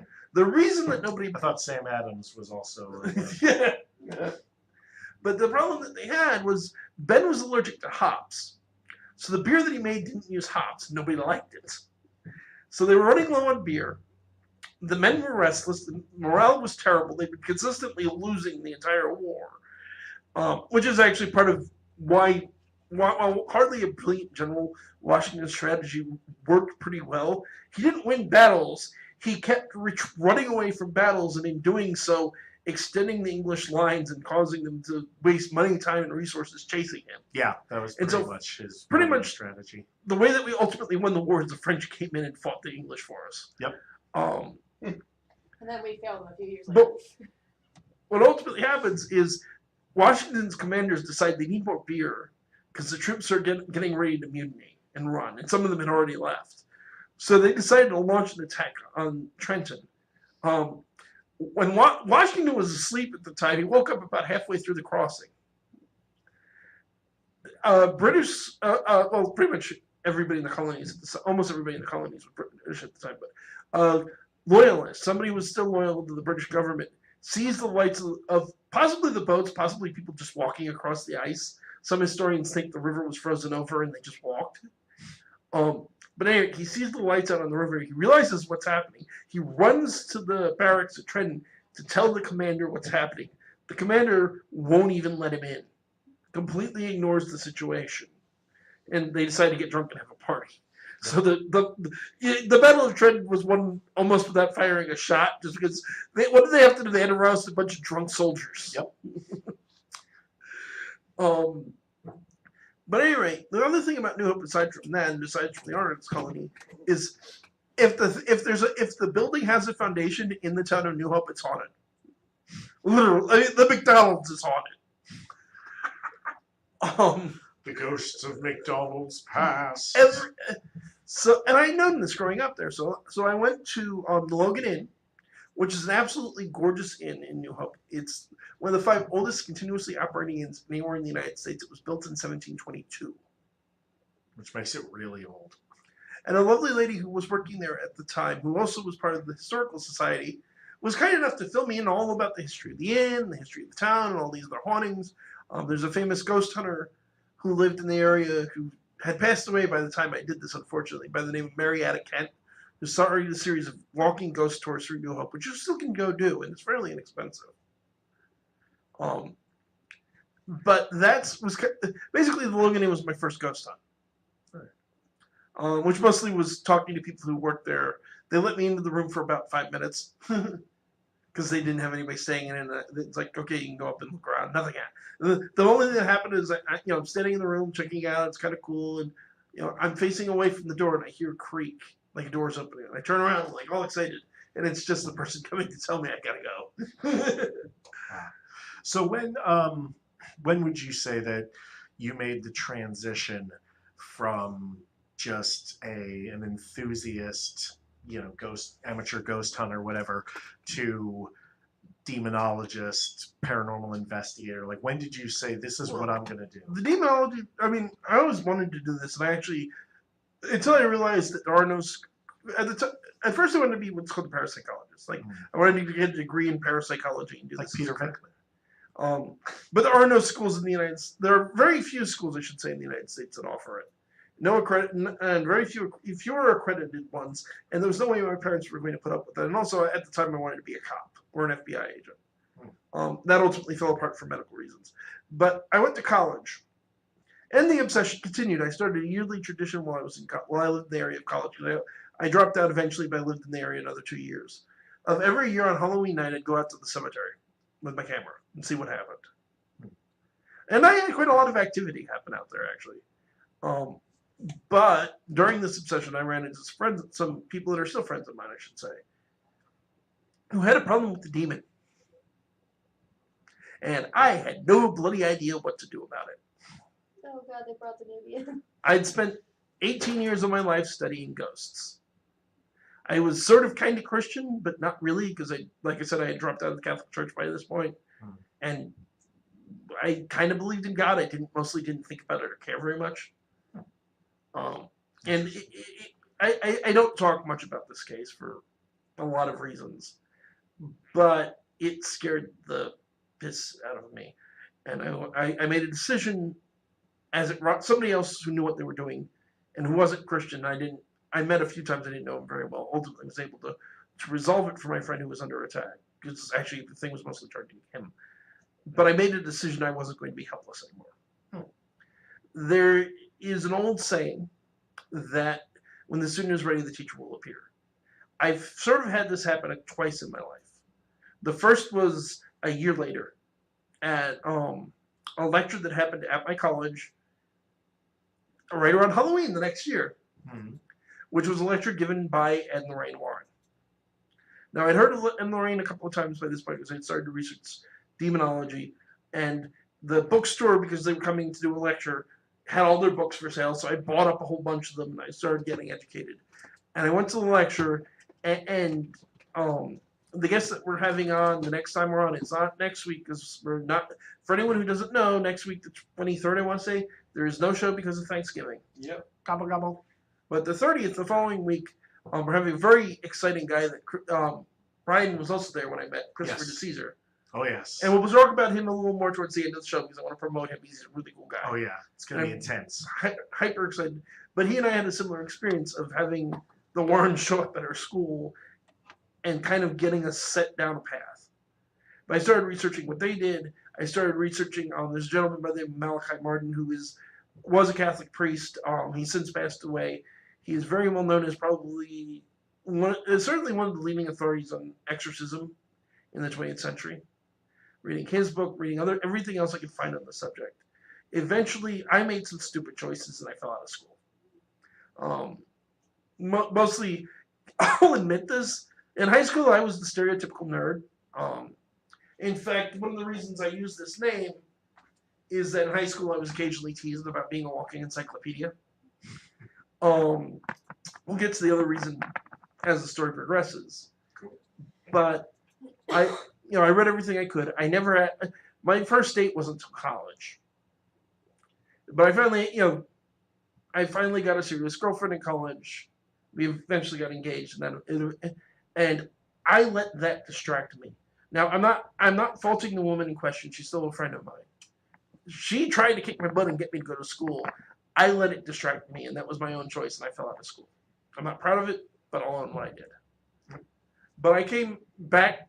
She and I broke up because I was living in the area a while with her, and eventually, financially, I was forced to move back to New Hope. And I'm living back in New Hope. I'm getting a regular job. I'm like, well, okay, what the devil am I going to do with my time? And I'm reading everything I can read. I get on the internet. Keep in mind, this is the early 2000s. So the internet's it's not a new thing. It's still a relatively new thing. It was the early days, yeah. And I start getting on message boards. And there's a group called the Philadelphia Association of Critical Thinking. FACT. That had a message board at the time. And there's people on there, and for the life of me, I don't know why, because FACT was a skeptical organization, this stuff doesn't exist, who said that they were living in a haunted house and wanted advice on what to do. So having done spent the last 4+ years of my life reading everything I could on the subject, I'm trying to give them advice. And one day I checked my email, and there's an email from this weirdo who's like, hey, I run an investigation group in Philadelphia. You seem to know what you're doing. Why don't you come out with us sometime? And that would be how I met the late, great Lou Gentili. Wow. We ultimately will wind up getting together at Barnes & Noble bookstore. The Barnes & Noble is still there in Oxford Valley, Pennsylvania. Oh, yeah, Oxford Valley Mall. Mm-hmm. Right across the street. Been there many times. But he was living in Philly. I was living in New Hope. I do not like driving in major cities.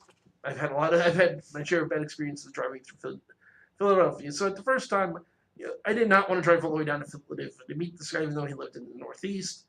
So I got him to agree to come up to Oxford Valley Mall, or to the Barnes and Noble. So I'm sitting on the second floor of the Barnes and Noble, and I get a text from Lou, and my car, I ran out of gas. I'm stuck in the middle of the highway. Can you come pick me up so I can go get gas? So I drive out there, and he literally parked his work van, which was what he was driving at the time, on the concrete divider in the middle of the highway. Nice. And that was the first time I met Lou in person. I'd already done a case for him at this point, now that I think about it, because the first case he had me do, with a colleague of his in North Jersey. But the first time I met him was at the side of the road because some dingbat forgot to get some fuel up before he came up to meet me. And we spent years working together until sadly he passed away in 2009.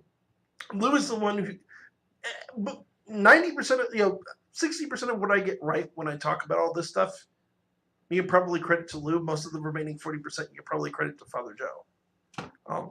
I have some. Don't get me wrong. I've had some experiences of my own, but I've got to give credit to the two of them for keeping my head on straight. And eventually, which brings, of course, this part of the story also brings us to why we're here. So Lou did the Lou Gentili show. He started it in the late to late 90s on radio, and then transitioned to doing an internet show, becoming one of the very first. In the late 90s, he was one of the first internet radio guys. As well as Gene, I believe you said that you started around the same time. 96, yeah, 97. Yeah. So you both, I get on. Pioneers. Lou's doing the show for a while, and then I even called in when he was on the radio. But one night, I'm hanging out with him about 2 hours before the show starts. I'm getting ready to go home because he's about an hour before the show starts. I'm getting ready to go home, and he's like, "Hey, why don't you stick around and let's see what happens? Put you on the air." I didn't have work early in the morning. I didn't have anything else to do, so like, oh yeah, okay, why don't we stick around? Now the show started at the time at 10. We later would move it to midnight, and it was supposed to run till midnight, 2 hours. We started at 10. At 4 o'clock in the morning, we looked at each other and went, okay, let's make this a regular thing. So as long-winded as you all know and hopefully love me for being, when Lou and I got together, it got worse. And that's how I got in. Here's another funny fact about me when I was a kid. Especially when I was in elementary school, the idea of doing this would have terrified me. I was originally until high school, really about 9th, probably 10th grade, even, terrified of any kind of public speaking, public performance. The idea, there's a chorus performance, because there's a chorus in high school around 7th grade where I actually literally ran off the stage at the beginning of the performance. That's how spooked the idea made me. And I have to give Lou a lot of credit for helping change that. And he gave me a very good bit of advice, because we were doing a convention in Harrisburg, Pennsylvania. Mm-hmm. I've been doing the radio show for him for a little while now. He's like, why don't you go up before I go up to speak and introduce me? So I'm all excited and honored, So I sit down and I start making notes, and he just starts laughing at me. And one of the things that he taught me, and some advice to anyone out there who's got the very common fear of public speaking, make notes if there's something specific you want to remember. Like, you'll notice me very, very rarely I'll refer to my phone when we're talking on here, like I've done it a couple times tonight. If I need to remember a specific date, if I need to remember a specific verse in the Bible, I'll look it up. Or if I have advanced warning, like tonight we were supposed to have a guest, so I didn't do any of this. Yeah. I'll write down, Galatians 1:12, whatever, as a Bible verse. I'll write down dates, names, factual information my brain sometimes has trouble holding on to. Other than that, I do not use written notes for my speeches at all. Especially when I do my intro to the paranormal speech at conventions, I have never in my life had written notes for it. I never will. When I do my history of spiritualism, I've done it enough times. I know the factoids I need to hit on, so I don't need written notes for that. Same with the voodoo lecture. Most lectures I do, I don't use notes. And if you know your subject well, and you don't need to refer a lot to specific dates, times, places, if you're doing a very history-based lecture, you need notes, because you need to know, well, okay, you sound like an idiot if you say the Battle of Hastings happened in the 15th century. I don't remember off the top of my head when it happened, but I know it was closer to like the 11th. Yeah.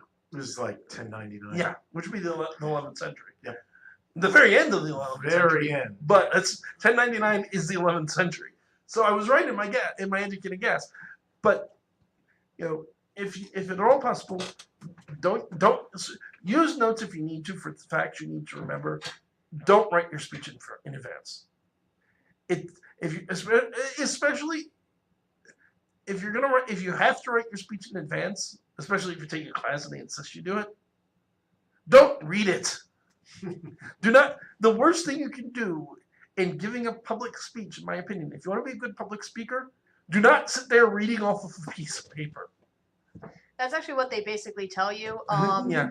If you're not taking the normal speech course, even here at Mercer County, they have another one that's called human communication. So it's like half lecture, half speech class, and they actually integrate it together. So it's not constantly you're doing speech after speech after speech, but they focus on the more finer points of actual eye contact. Oh yes, making sure you're understanding and reading your audience and things like that. And that's a very helpful class, even if you have all your masters and everything, but you've never actually had to present. There's a lot of very smart people that can't give a speech to save their life. Yeah, No, it's they can't. helpful. Oh, speaking of speeches and the fact that I just remembered, we're not going to be doing a show for Thanksgiving, but we're on both the going to be 24th, live. we're going to be live Iron at Iron Garden and up in Newark at QXT's on the 24th. So if you're in the area, New Jersey, come and check us out. Kevin's doing a thing on spirits, and I'm going to do my a very short version of my vampires and folklore. Check it out. If you are following us on Facebook, I'll put information up on the Paranormal Encyclopedia page. If you're not following us on Facebook, look up Paranormal Encyclopedia on Facebook. Yes. And you'll like that, because I keep a current schedule of guests up there. which is getting updated all the time as I add new people. I put lots of other notes and things like that, and I'll put appearances like this, so you get all that information about where this is, when it is, links, etc. But it's Iron Garden QVT, and they do the vampire. It's gonna be it's their vampire night. Yeah, if you look up Vampire Night, Iron Garden on the internet, you'll find it. They do have a Facebook presence as well. Oh yeah, they're pretty. We shared it around. I'm really quite looking forward to it. It should be a lot of fun. Yeah, it's a good group of people. It's a lot of fun. I've been up to there a couple of times. If I had been thinking, I would have invited Adam X to come on to promote it. That's what I thought. I thought you were going to do, but I meant to. We it was one of those timing mental disjoint things. Yeah. Maybe next time. Yeah, because I'm sure I'll be there again. Yeah. And you'll be there again. One or both of us is going to be there again. Hopefully they'll like me and they'll want me back. I think and if so. they do, I'm sure I'll come back. Yeah, I think they will. But come hang out, say hello. Brian will be selling his books. Yes. So you can come get them autographed by the author. Please. And you come ask us questions and make fun of us in person. Yes. So I did promise I was going to give you the other reason I have use this name for the show. Yes. So, ironically enough, without knowing that I got teased about it in high school, Lou used to tease me about being a walking encyclopedia of the paranormal when I was on the show. Because the thing, and one of the reasons that Lou and I worked very well together as a team, is Lou was a student of Ed Loring Lawrence. He was actually the last student Ed would teach before. First he retired, and then sadly, of course, Ed fell ill and then passed away in 2006. And Lou was the last formal student he taught. But so Lou had practical experience. I didn't. He'd been in houses. He had seen poltergeists. He had seen people possessed in part of exorcisms. Where I have more experience now than I did then, by all means. But I didn't work with Ed Loring. Didn't do some of the utterly insane cases Lou did. But where I actually realistically beat him most of the time was folklore, mythology, legends, theology. I knew it better than he did, and he acknowledged that. But because of the fact I knew it so well, and he could bring up some obscure Egyptian deity, and I could go, oh, yeah, that's so and so, and they just all look at me a little funny because why do you know this obscure thing? Yep. That's actually one of the reasons. He would tease me about being a walking encyclopedia. That's actually one of the reasons why I liked hanging out with you originally, was because you were so knowledgeable about stuff, and you could pull these bits of information out and just recite it. Like me, I know stuff generally, but my recall is very bad. Like I'll remember the general gist of something, but if I try to explain it to somebody or the details or whatever, I lose it. I have to look it up. I have to write it down and have it in front of me. So yeah, it's something I kind of admire. Thank you. I appreciate that. Is the ability to just spout off and have all of these facts marshaled and stuff. And that was the combination that made us. I mean, that's the thing. It's changed since, because now you have TV shows like Ghost Hunters and things like that. But at the time, there were the biggest radio show in the country was Art Bell's Coast to Coast, which. And then eventually it was taken over by Wesley Strieber, and that was taken back over by Art Bell. And somebody else is doing it now. They made the chance once or twice since then. But it was a paranormal talk show. But what made us different from Bell was a commentator. He was like most radio talk show hosts. He had investigators and UFO abductees and all of that on his show. He didn't go out and do it himself. Lou and I actually walked the walk as well as talked the talk. We had actually done investigations. I remember, and I was very jealous of Lou for this, that we had a Bigfoot expert on the show, Robert something or other. I forget his last name. But the Bigfoot expert took Lou out Bigfoot hunting in Ohio. Nice. We had... And the thing is, we did the show for 10 years. We interviewed everything under the sun. Alien abductees, psychics, exorcists, people who'd been possessed by demons, people's houses were haunted by demons, people who'd written books about the Holy Grail, actors. One of my favorite interviews we had Bruce Campbell on. Really? Really nice guy. Oh yeah, no, I've heard Oh. so many awesome things. I want to meet him. And again, when we put this video up on my YouTube page, when I get a chance, I'll put links to it in the description. But if you go on YouTube right now and look up Amityville Horror Week, Lou Gentili, we spent a week dedicated to the Amityville horror case. We had George Lutz, Kathy Lutz, Chris Lutz, all on the show to talk about what happened to them in that house. How that happened is actually a funny story in its own right. Because see, there was a book that came out in the early 2000s called "The Night the DeFeos Died," written by a man by the name of Rick Osuna. Rick, I should say, like you, it was self-published, but unlike you, he really needed a professional editor. Yeah. It was full of like basic. Okay, I'm not good with. I will freely admit I am not great with grammar. But when I'm looking at your manuscript, I'm like, man, no, you need to put a comma here. Well, you screwed up. Well, the problem is there's a reason that up until very recently, self-published was a derogatory term, is because if you were self-published, it generally meant that no reputable publisher was interested. Which was in the your case book. here. And you went to some kind of vanity press that offers to publish your book for a bunch of money and all this, and they don't care. They don't edit. They don't fact check anything. They expect you to do all that. Right. So you're going to get a crap book, and that's where self-publishing was in the early 2000s. Rick's story was that he had been a believer in the Amityville case, had got in touch with. He had a website about it, and he got George Lutz got a hold of it, and they were working together, and they got along very well. And George, knowing he was a writer, wanted him to write a new book on Amityville. All of this is, this part of the story is true from both sides. If you ask George back, and I believe you mentioned this during the interviews, this happened. This isn't some Rick says all this stuff. This actually happened. Now Rick claims that he had, while working on the book, he uncovered new information that proved that the Lutzes made the whole thing up. George claims that he said to Rick, "It's like, man, you need to go take a couple of basic writing classes, get your grammar and your spelling back under control, and then we'll work on it." Yeah. Which sounds more likely if the finished product came out the way you say it did. And then to go one further, Rick goes and talks to Ronald DeFeo Jr. in prison.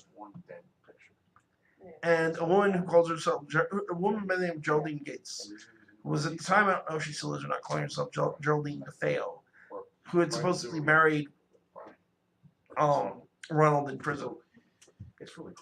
About what really happened the night of the murders, hence the night of the DeFeos died. Remind people of the DeFeos. Okay. So the most horrible, with respect, despite the fact that I think the house was legitimately haunted, the true horror of the Amityville horror is the fact that a man by the name of Ronald DeFeo Jr., also known as Butch, got up one night at about approximately 3:15 in the morning, took a Marlin 316 rifle, went room to room, shot his mother, his father, and his four sisters and brothers, all in the back of the head. He is as last I checked, is serving 6 consecutive life sentences in prison in New York. He's not getting out. Right. Now, when DeFeo was originally called before the court, his rather interesting defense was that voices told him to commit the murders, and a black figure with dark hands handed him the rifle before he went throughout the house. Now, DeFeo is a pathological liar. Every time he's gone before a parole board, he's changed his version of what actually happened to him. He said that he had nothing to do with the murders, that it was actually a mob hit. And in fairness, there were some rumors at the time that before the murders, that the DeFeo family was connected to the mob because they had run a sort of sketchy auto repair shop. There were rumors, he claimed his sister committed all the murders. He claimed that he killed his mother and father, and then his sister killed all of his sisters and brothers, and then he killed his sister. He keeps telling various versions of it. And Rick picked one of the versions and wrote a book about it, and claims in the book to have uncovered all of this documented evidence that it was a frame job, that he didn't commit all the murders. Yeah, if you read the book, he doesn't have a whole lot of actual documentation in the book. I did research, and this is what I found. Well, great versus research. Well, he shows you pictures of boxes full of paperwork. This proves what exactly? Yeah, I can take a box full of papers too. That doesn't mean it's papers meaning anything. I have boxes full of paperwork at home right now. And here specifically, in relation to his new information about the Amityville horror case, the haunting part of it, either he had never heard any of the skeptic stories before, or he's lying because pretty much he repeated a bunch of stuff that Stephen Kaplan and other people had been saying about the case for years. Go ahead. I'm sure you can still find the book on the internet somewhere. If you don't believe me, go ahead and look it up yourself. Nothing he reports in the book is new or earth-shattering. Anyway, he had been working at the time before he decided to write his own tell-all book with the History Channel, who was doing a special about the case. And he'd been working with George. And we had him on to talk about his book. And we had a pretty good impression of him. He seemed like he was one of those people who knew how to present himself, like he knew what he was talking about. Yeah. So we said, we don't agree with your haunting. We have some respect for what you're saying. And then all of a sudden, George Lutz is emailing us saying, no, this guy's full of it. I want to set the record straight. Kathy's emailing us. The guys from the History Channel are emailing us. The guy from, I forget his name, but the first reporter to show up on the scene of the murders, who actually was a good friend of both Ed and Lorraine Warren and Stephen Kaplan through the whole event. All these people came out of the woodwork to say, no, we want to tell our side of the story. And we turned it into a week about Amityville. So there you go. It worked out well. And you can hear that on YouTube if you're interested. It's a remarkable situation, and definitely we're gonna have to get into it in more detail. I don't necessarily want to do that tonight, but I will say this: listen to George, Kathy, and Chris tell their story. Those people are afraid. George and Kathy have since passed away. Those people are still afraid of what happened in that house. You can also find, it used to be on Netflix, I don't know if it still is or not, My Amityville Horror, which is Danny Lutz, one of the other three. There were three children in the Lutz family: Chris, Danny, and Kathy. Katie. I don't know, and a daughter. And Chris came on our show. Danny did his documentary. The daughter, as far as I know, hasn't done a whole lot. You'll hear stories like, oh, well, they admitted that it was a hoax. No, they didn't. If I had enough money, I'd offer a standing bet, because I've had people, there's a video on YouTube where one of the kids openly admits the whole thing was a hoax. If I had money, I'd offer a cash prize to anybody who can find me that video. I don't have money, so this is not a cash prize situation. But if anyone can find that and message me on Facebook, or you can email me at kevinm.paranormalencyclopedia@gmail.com and produce a link, produce a video, produce some hard evidence that any member of the Lutz family ever said it was a hoax, I'll have you on the show. It's the least I can do. Sure. That would be interesting. I'm not holding my breath on that one, to be completely honest. At any rate, so I worked with Lou until his death and if anyone's wondering, because I have seen people ask from time to time, he died of colon cancer. During my work with Lou, I got introduced to my other great mentor, who was a man by the name of Joseph Brose. Joseph Brose was an ordained minister, and one of the most remarkable men I ever met. He was a minister, he was a professional magician, he was a geologist who had worked with the U.S. Geological Survey, had been many places, done many things. Anyone out there who's listening, whoever saw the lectures I did up to like 3-4 years ago at any Jeff Mock events will remember the priest that was always hanging out with me. That would be Father Joe. So he used to come out and do events. Very, very sadly, he died last year. Before he died, I waited a long time because he wasn't always necessarily the biggest publicity guy, which I always respected. But I said to him, like, Father, I'd love to have you. I know you probably will say no, but I'd love to have you as an interview on the YouTube channel. He'd agreed, and then like a month later, before we could get anything figured out, is when he fell ill and then he passed away. Because I'll tell you, the man was something to see, and a lot of fun. And basically, when Lou died in 2009, he asked that I keep doing. he knew. I sadly did not get to see him the day he died. We knew when it was going to happen. I didn't have a car at the time. I had a friend of mine coming from Long Island to try to give me a ride down to see him one last time, and he died while she was still in New York. She didn't even get out of the city yet. All right. But I had seen him a couple of times before he died in the hospital. I actually appeared with him on his last TV appearance, which was Darren Brown Investigates the Ghost Hunter. You can find clips of it on YouTube as well. You may even be able to find the whole thing. I'm not certain. But it asked that I keep doing what he did. I keep it going.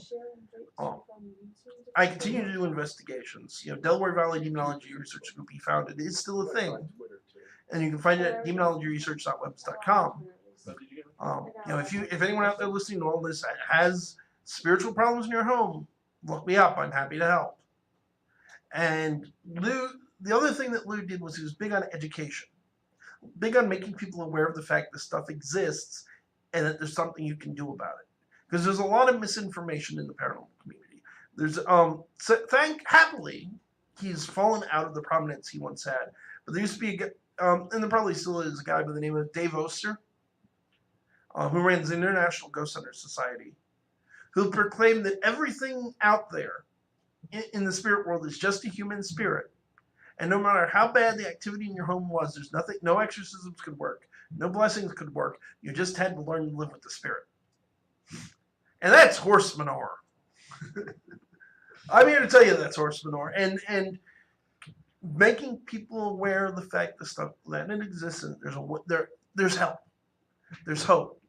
This is, no matter how crazy what you think is happening in your house is, there's a way out. And making people aware of that is why I'm here.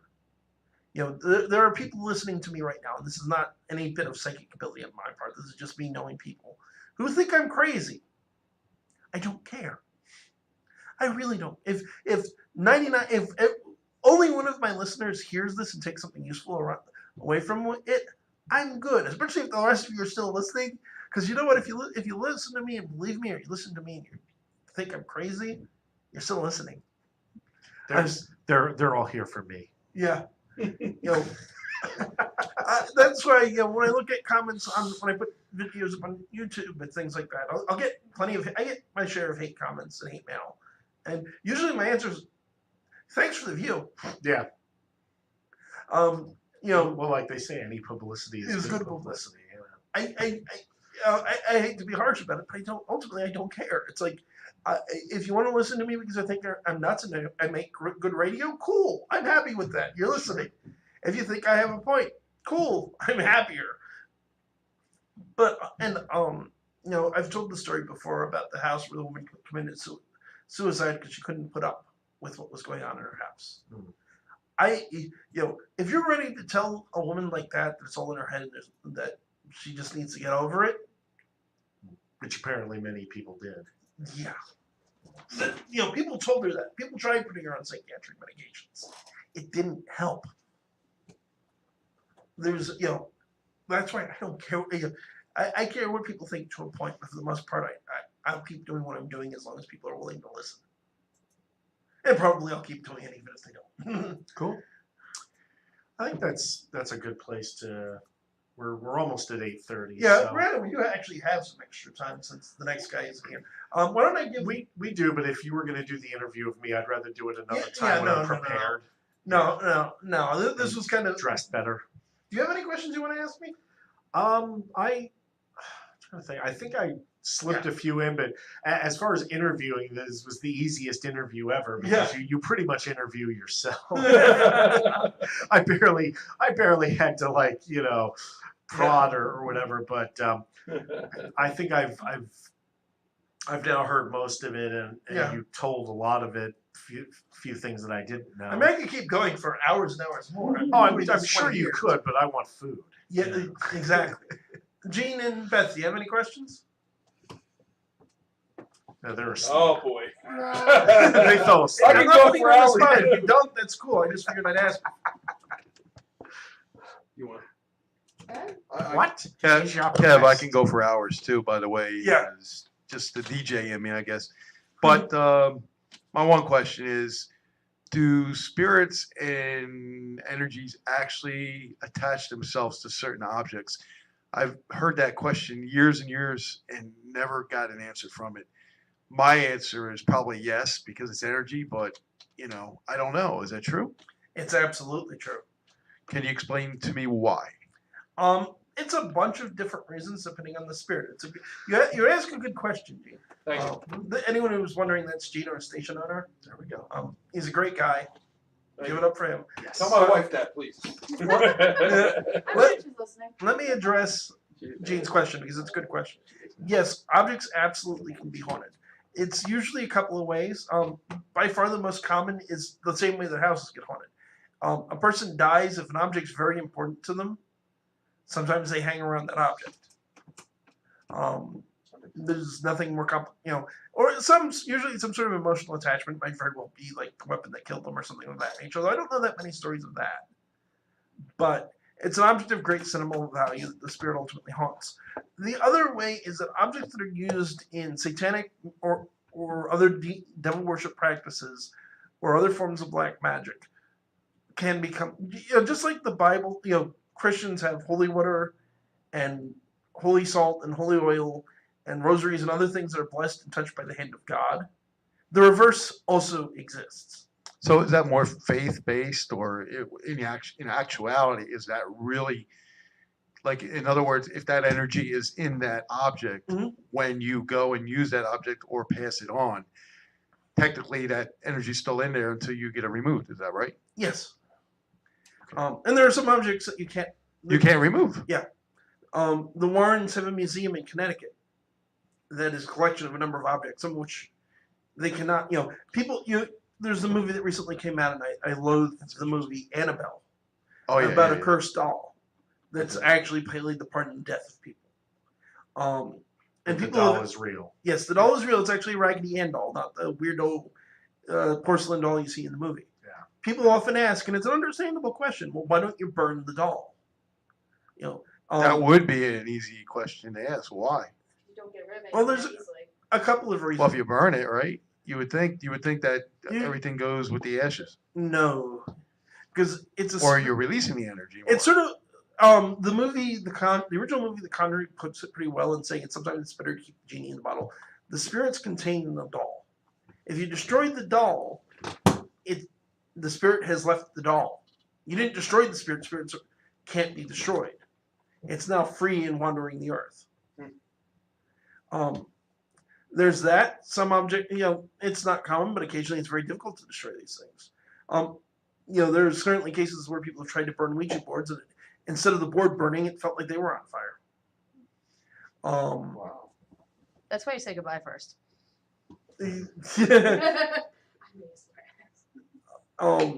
You'll also find a lot of the times, especially with occult objects that have been used in satanic rituals, ones the Warrens have, ones other investigators have. Sometimes somebody got involved in Satanism, did some really stupid things, and eventually they got themselves out of it.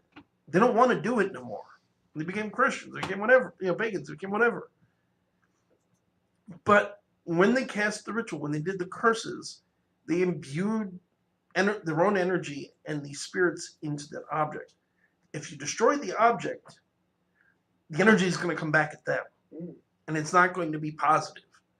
So you keep it locked away, so that they don't have to face this person who's turned their life around and become a better person. Doesn't have to.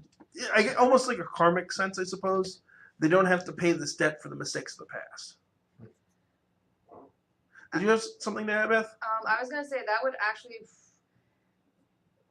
Okay, because the thing is, you keep saying satanic rituals, and I'm saying that It's an overgeneralization, I will grant. Yeah, yes, it's a terrible generalization, and I just personally, it makes me twitch. But going along with your example, I will go along with your example for something I would like to point out is that just because you hold on to it and the person passes, that energy can then get, if somebody later on in the family tree, say it was your grandfather or something, doesn't know what it is, they start using it for day-to-day things, and things start happening. One, that's bringing down your penance upon your house because it hasn't been released properly. And those also essentially, it's kind of like an alternator in a car. That's just absolutely right, folks. continue perpetuating that energy, and it becomes essentially a perpetual little ball of energy. However, if it's released at some point, there's a theory with various energy practitioners that there's some things you should just get over with immediately, and the sooner it's done, the sooner it's taken care of, and you don't really need to worry about it eventually, regardless of what your afterlife ideals are and things like that. Just get it over now. I would agree with that as well. There are a bunch of these objects that we just destroyed.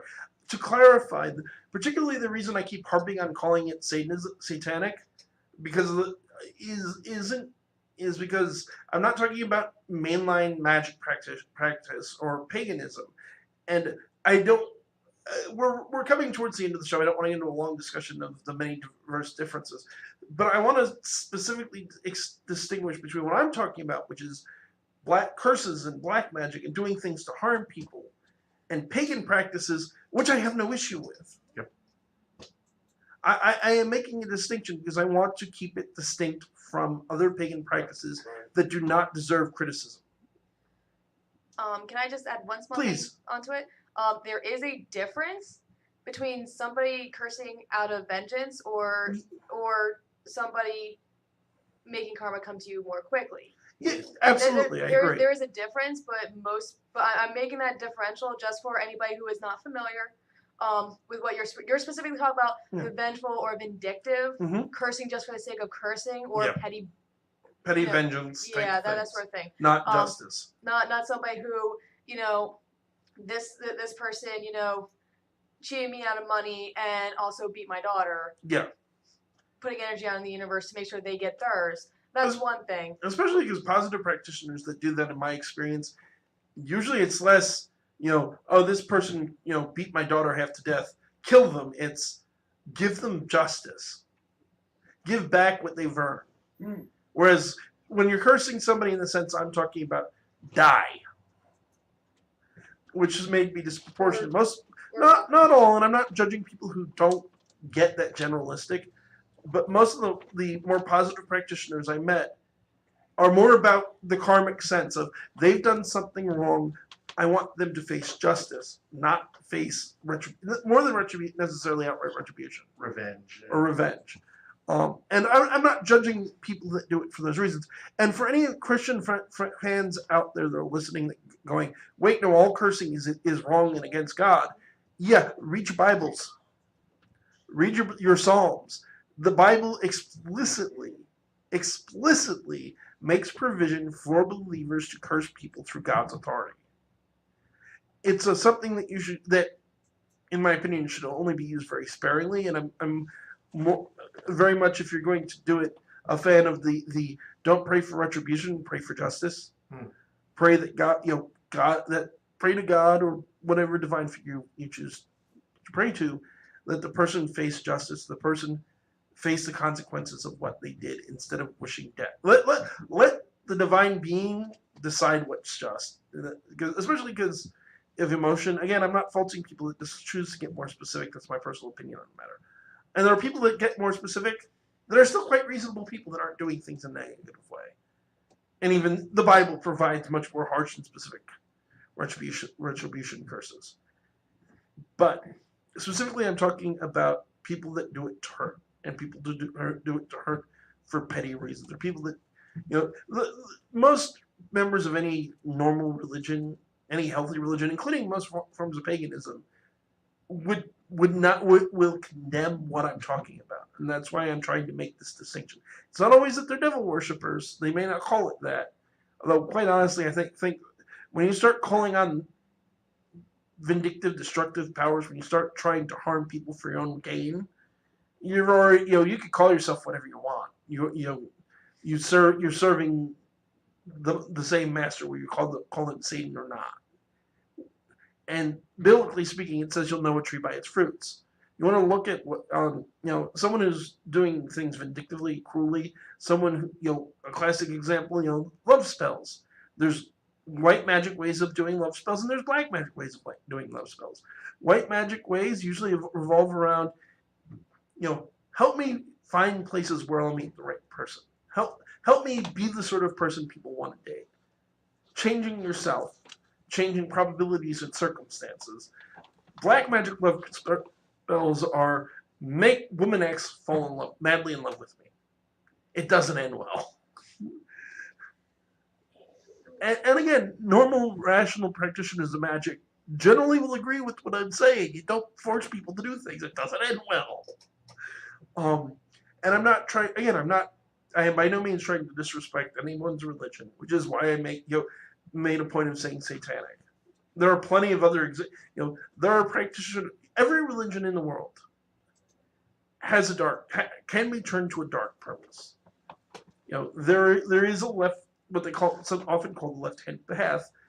Even in Buddhism, which was usually thought of as a very pacifist religion, there are Buddhists that do things with a darker purpose. There are pagans that do things with a darker purpose. There are certainly Christians that do things for a darker purpose. Religions as a whole are focused on compassion and kindness, but you can turn them dark, you can turn them violent. Sometimes you do it deliberately, and it's like, oh, I'm going to become a Satanist. And sometimes some of the greatest, in my personal professional opinion as a demonologist, some of Satan's greatest servants think they're serving God. Oh yeah. And in fact, the Bible even says that there will come a time that people will kill you and they think they're doing God a favor. Tell me that doesn't sound like certain parts of church history. Mm-hmm. Probably parts of Christianity too. Yeah. Which brings us right back around to politics. Actually, that was just well, I'm thinking in particular of the Westboro Baptist Church, and it's like, okay, when the Ku Klux Klan says you're a hate group, you've come too far. I'm thinking of the entire Trump administration, but that's... Well, see, this entire conversation up until this point, I'm sitting there going, especially what you were saying, where a lot of people who are severely devout, but they're completely going against their teachings because they're just that out there. It reminds me of the memes that go around where somebody goes, "This is what the Bible says. This is with like the actual Satanist religion is you have these freedoms. You have bodily autonomy, things like this." And at the bottom, it's like on this week's episode of I Didn't Know I Was a Satanist. Oh, okay. Nice. Hold on. Because there's an important distinction to make here. That was actually going to be the next part of that. Where does your distinction lie? Okay, so there are. I would say there's 4 types of what you can call a Satanist. Really, you could get even more detailed than this. The most basic level of Satanists, which is what you're talking about, are atheistic Satanists. The Worldwide Church of Satan, started by the late Anton Sander LaVey, who, among many other strange things, was a lion tamer before he was a church leader. And also That's just awesome. Rocked a really serious, like, Ming the Merciless look. Goatee. I mean, oh my God, he looked awesome. But the Satanic Bible that all those memes reference was written by Anton LaVey. Yes. LaVey did not worship Satan.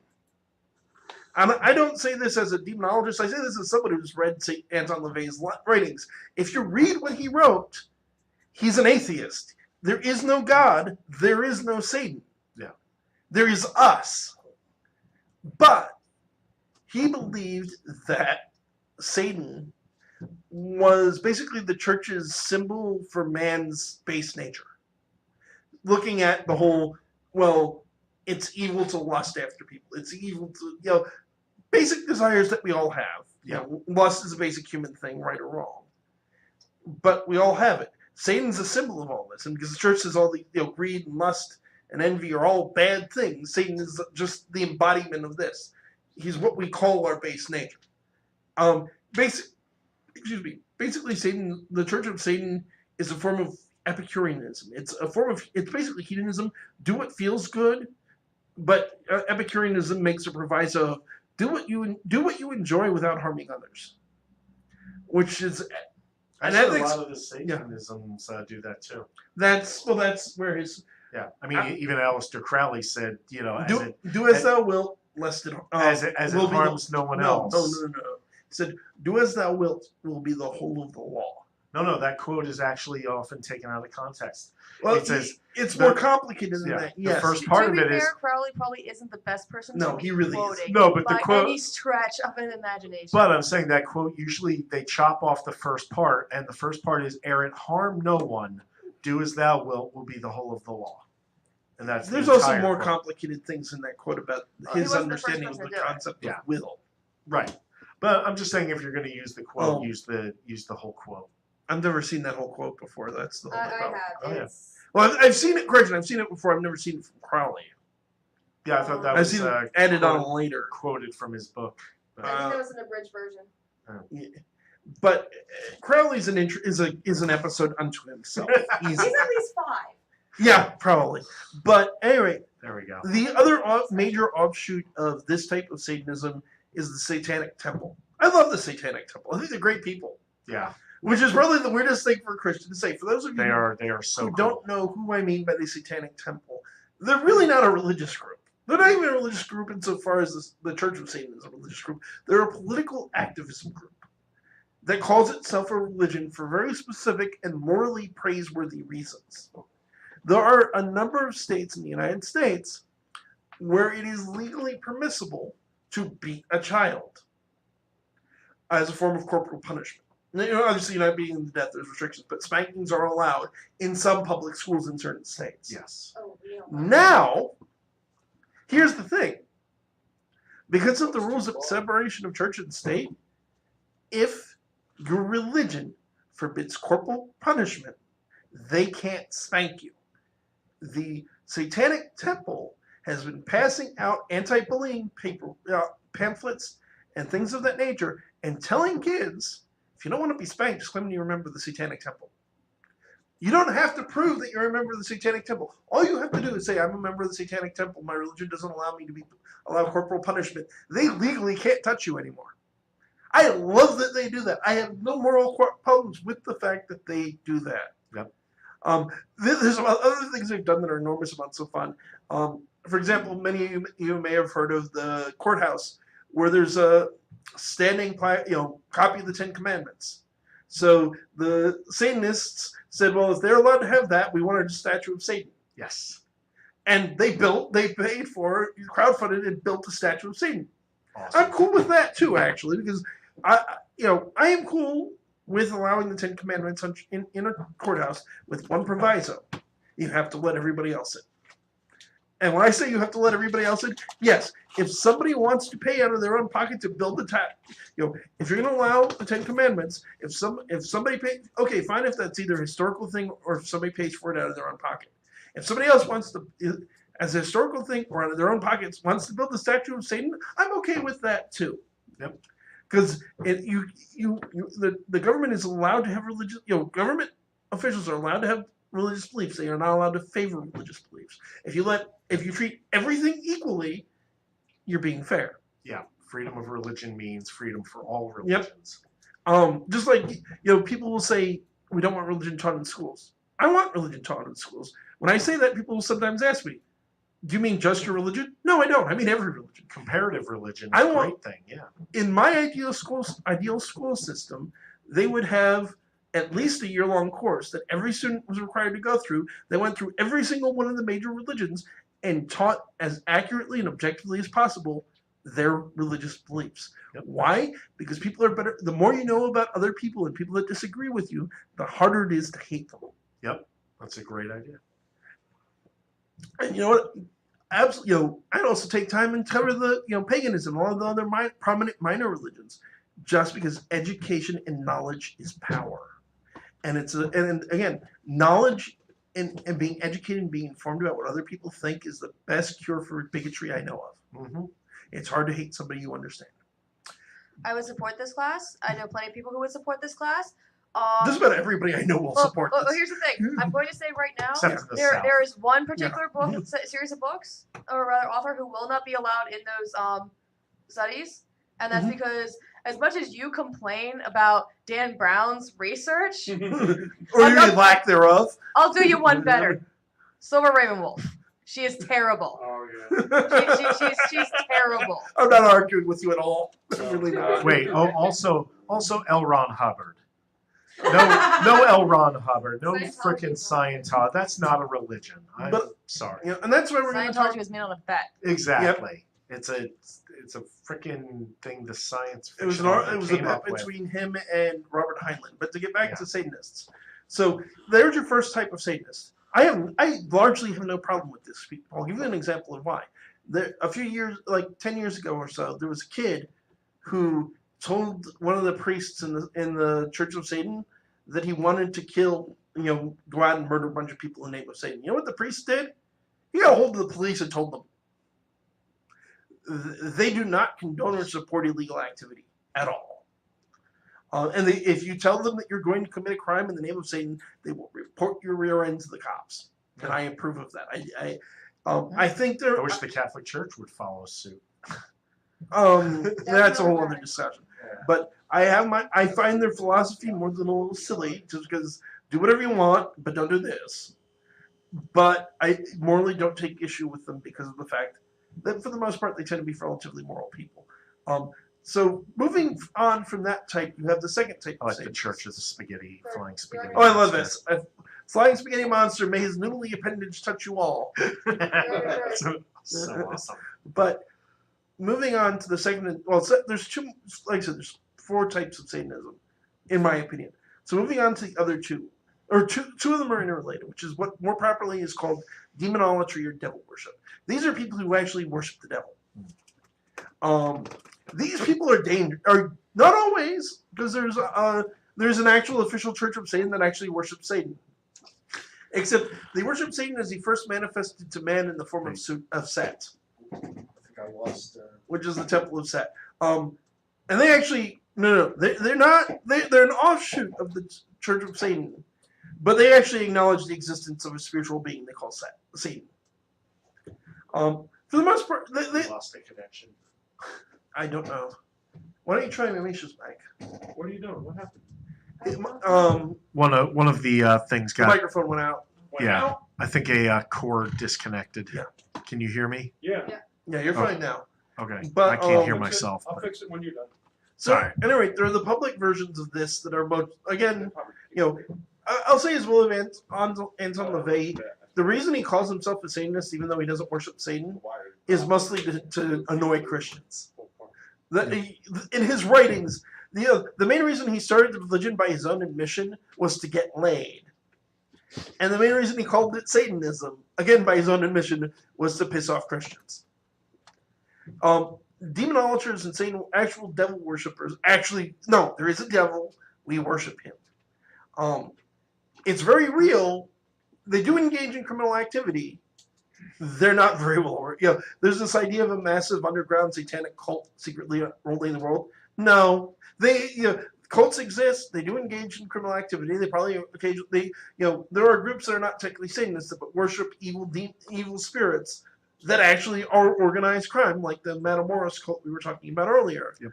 But worldwide networks that secretly rule the government, there's no evidence of that. The massive satanic panic of all of these day school, preschools and things like that, where children were sexually abused in the name of Satan, that didn't happen either. And I will say as well, while there's certainly a percentage of people that actually worship the devil, most of them are teenagers. And the majority of teenagers who worship the devil, their understanding of the occult and Satanism comes chiefly from 2 sources. One is B-grade movies, and the other one is heavy metal album covers and music. The great irony of which being, well, by no means all, the vast majority of heavy metal musicians, no matter how much they hype it, don't actually worship Satan. No, I mean there is a type of like satanic metal or. But even a lot of those don't actually worship Satan. Right. No, it's an act. It's for Black Sabbath. Oh God, yeah, no, none of them were. Didn't worship. Ozzy Osbourne are not actual devil worshippers. Nope. They never were. Even Marilyn Manson is probably the most famous satanic musician. He's not more an of actual Satanist. No, he's more of like a pagan, if anything, from what I understand. I forget the name. But there is a Manson is a Manson. That is all I'm going to say. Well, we can put up a poll if we want to see who says what about that. I forget the name, but there was an actual, I want to say, Swedish death metal band that actually worshipped Satan and actually committed human sacrifice and dragged the body around to a bunch of their shows. Some of their members were actually involved in a number of church bombings and things like that. But this is not the rule. This is the exception. Yeah. But teenage Satanists tend to be by far the most dangerous because they have no bloody idea what they're doing. They're just a bunch of kids who got together and decided it'd be fun to torture and kill animals in the name of the devil. And not often, but occasionally they move on to other kids. Again, not organized, sporadic groups. There are people. I just saw a comment on one of my YouTube videos that no, there's a gigantic satanic conspiracy secretly ruling the world. Like, I actually deleted the comment because they wound up using some profanity and like. I don't care if you disagree with me on YouTube, my YouTube channel, but be respectful and keep it clean because of it being a public forum.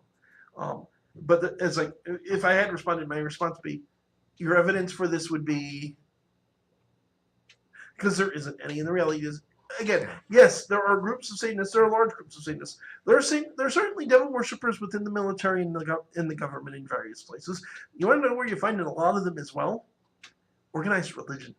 Yep. And that's been true throughout history. The Black Mass everybody talks about, that was originally performed by Catholic priests.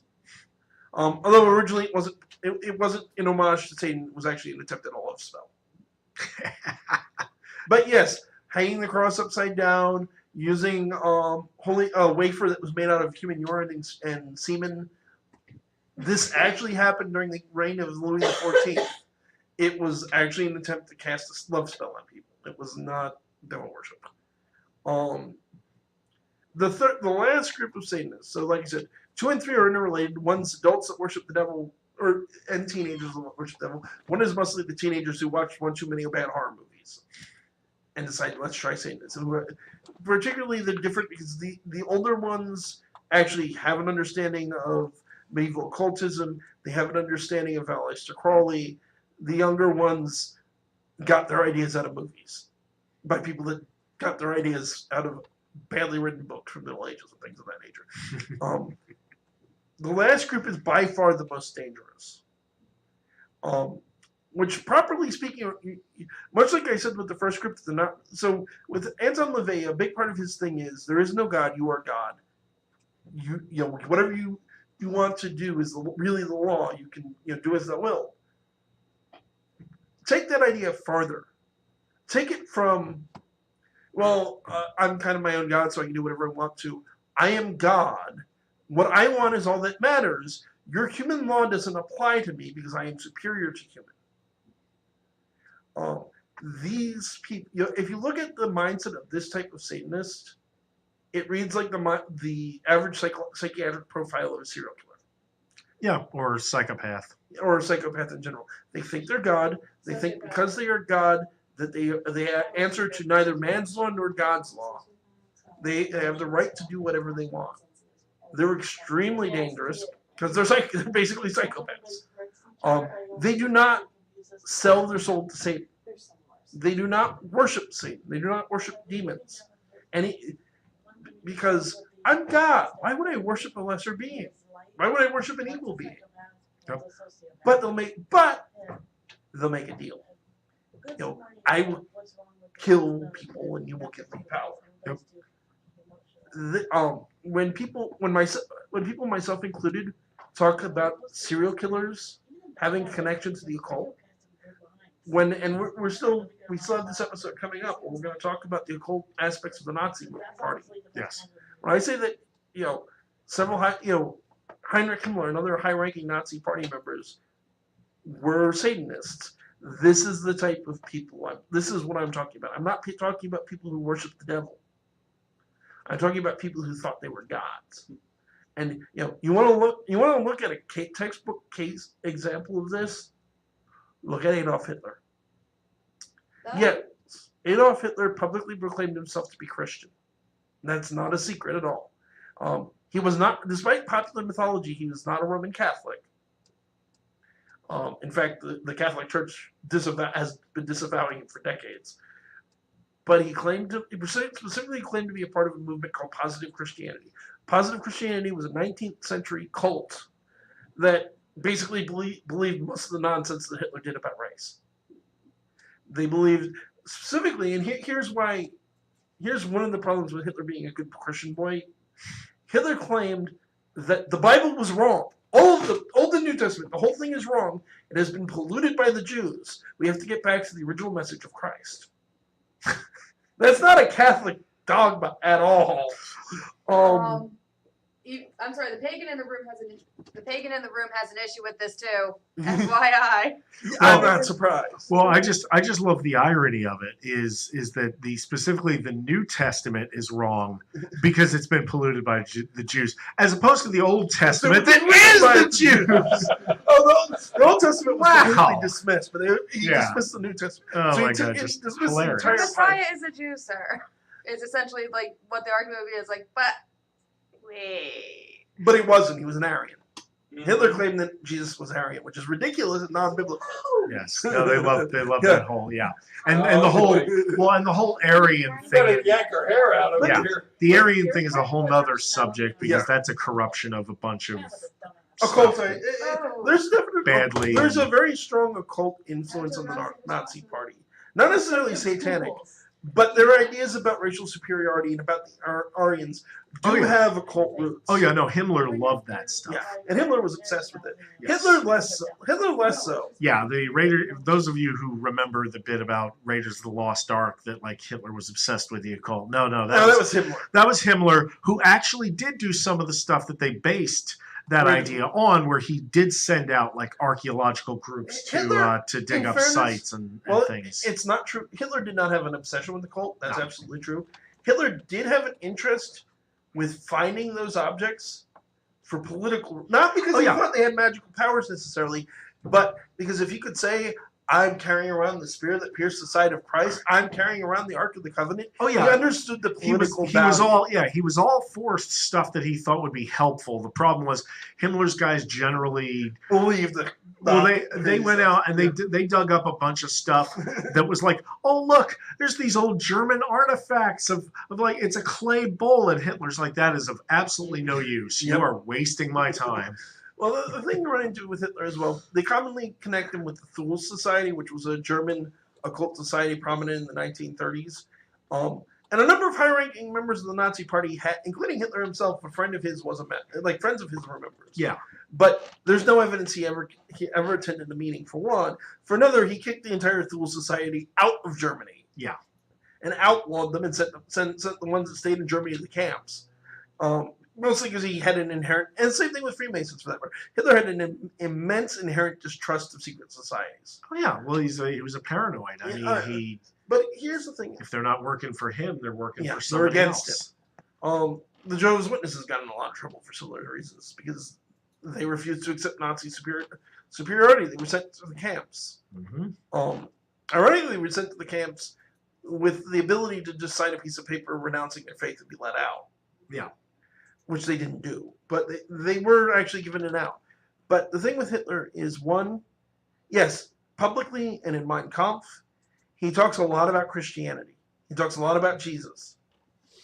But if you look at quotes from Goring, if you look at quotes from Himmler, if you look at quotes from, what was his, do you remember Hitler's secretary's name? Bormann. If you look at Martin Bormann. He was a piece of work, too. All the quotes that these people made from Hitler about Catholicism and Christianity in private, he wanted to eliminate Christianity in the long term. He was there's ample evidence that he was using Christianity to manipulate people, just like he used social Darwinism to manipulate people. Mm-hmm. He used genetics, bad genetic research. He used German mythology. Yep.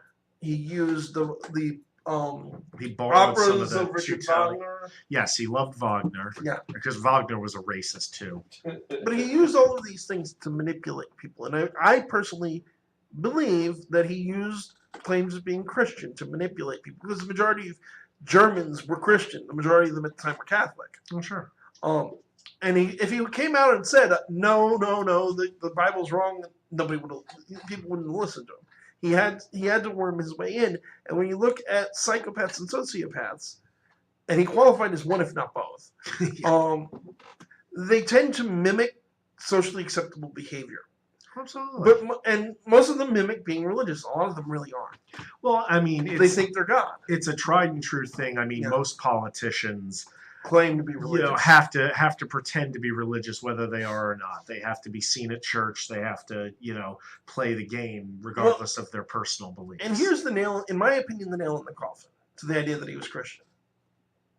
There is a prayer that we found paperwork on, records of, that was given out to members of the Hitler Youth in the various schools in Germany, styled on the Christian Our Father to Adolf Hitler.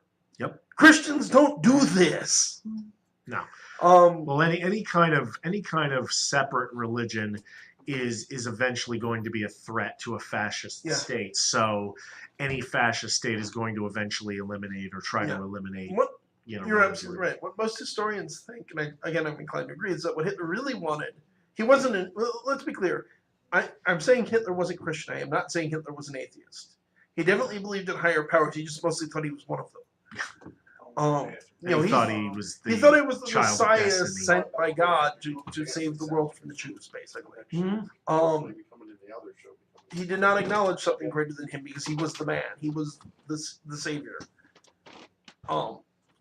But what he probably wanted is what basically they did in Stalin's Russia, where the social purposes that the church served were absorbed by the state. Yes. Because that's the ultimate form of control. Exactly. And so Hitler understood if you control what people believe, you control people. Mm-hmm. So, before we get too far down the rabbit hole of Hitler, we're not already far down that rabbit hole. Well, that's what I'm saying. It's now after 9. We're probably due to wrap up. So maybe talk about next. The next. Let's check first. What did Gene just say before he walked out? Is he going to pick somebody up? Do we need to get off the air? He's going to the bathroom. Okay, he's going to the bathroom. So we'll find out when he comes back how much time we have left. But let's talk about 9:15, guys. Yeah. Okay, so we've got about 12 minutes, which is I agree complete with Brian. A good time to start talking about upcoming schedule. Yes. Next week there is no show. I may do something on YouTube. Probably not on Thursday, just because of the fact that it's Thanksgiving. I'm going to be spending Thanksgiving with my family. Speaking of which. But we all know how that goes. It's an hour of eating and then followed by everybody's watching football. You could probably record something. Football. Exactly. You could probably record something just out of boredom. So that's November 23rd for any fans I have that are not in the United States and you're wondering when's Thanksgiving. So the following week, November 30th, we're going to have Christopher DeCesar on. He is the Ghost Boy Genesio. I'll have to get him pronounced up because I'm pretty sure I just got it wrong. He's a very nice guy that Brian and I and Amisha had the pleasure of meeting at the event that we talked. Karen Kimmel Tipper's event that we talked about a while back. Yes. Behind the Veil, that's the name of it. Para X. Para X. But he's going to come on and he's going to talk about the C2D1 haunting. It's a haunting he experienced in the 1980s at his university. It's a really remarkable story. Christopher is one of the most down-to-earth people I've had the pleasure of speaking with. Yeah. And what's cool is he's not going to be a call-in, right? Nope. He's going to actually be here. Chris, I don't think he's coming in. No, he's in New York. I'm pretty sure he's not coming in. Oh, he's not? Okay. Sorry about that. So the next I thought he was actually coming in. No. We do have a guest who's actually physically coming in now. Brian's right about that. Oh, good. So December 21st, we're going to have a buddy of mine by the name of Chuck Lebanon on. And Chuck, if you're listening and I mispronounced your name, I apologize. So Chuck is a ghost hunter like myself, and having had the chance to advise him on a case and chat with him, he's got a good head on his shoulders. I have a lot of respect for Chuck. I think he knows what he's doing. So we'll be talking about that. We'll be talking about the extremely entertaining exploits of demonologist and exorcist Marcus, who, to give you a teaser of what's coming, this is the man who thought that during his 24-hour ritual in a house, it was appropriate to bring his video games. Well, of course. The other thing that's particularly cool about the fact Chuck's coming here is Chuck's a Reiki practitioner who does crystal singing bowls. He's going to bring the poles into the studio to give us a demonstration. This is also why, if anybody's wondering why, 30th and then 23rd is the next one, why there's such a big gap. He's got a couple of nifty things coming in from China. And by mutual consent, we decided we're going to push it back as far as we can because he wants to bring them in and show it to us. Sure. I might ask him to heal me live on the air. Go for it. I don't know what he'll say on the subject, but I'm totally open to it. We are going to be putting in more guests between now and then. We just haven't figured it out yet. One of them might be me. Yeah, we need to have an interview with Brian. I'm the sort of like, It's only fair at this point. I think I'm sort of like the in case of emergency break the glass guest. Like if we got nobody else, like okay, fine, Brian. And for that matter, we still have to schedule the Christmas special. Yes, yeah, we should do something fun for Christmas. We can talk about the origins of Christmas, all the pagan and Christian and occult kind of stuff. There's quite a lot of pagan origins. Oh yeah, no, it's gonna be fun. Some of them aren't what you think, but there are definitely. It's like any Christian who tells you that any Christian you ask at this point will tell you that yes, there's a lot of pagan parts of Christmas. Yeah. Here's also something I want to say real quick on that because this is a pet peeve of mine. Every year around Christmas, I have people who line up to tell me about Christmas is a pagan holiday because the Christmas tree and the Christmas Yule log and this and that and the other, you all got that from the pagans. You know what my answer to all those people is? We know already. I haven't met a Christian in probably at least 30 years that wasn't well aware of all of that stuff. I'm not saying it's wrong. It's true. There's the December 25th thing, and it's going to be a whole thing when we do the show. So I'm not going to get into it now, but the short version is December 25th isn't the date for Christmas for the reason you think. Probably. There's actually a reason why.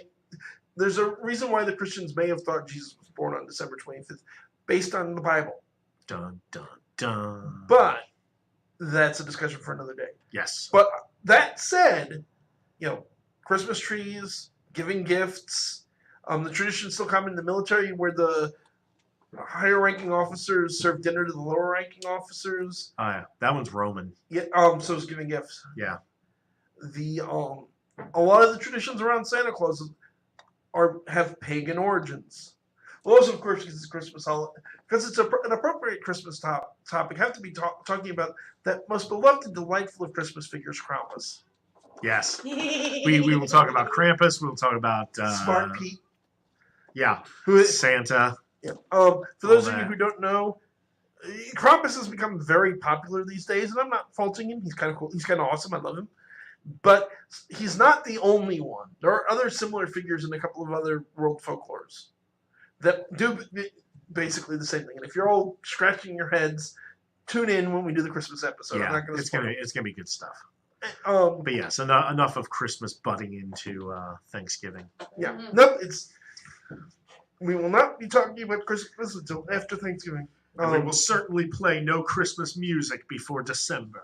I'm not planning on playing Christmas music on this show. I know, but that's what's coming up. Let's run through because we're running into the last few minutes. I figure we just keep talking until Gene walks back in.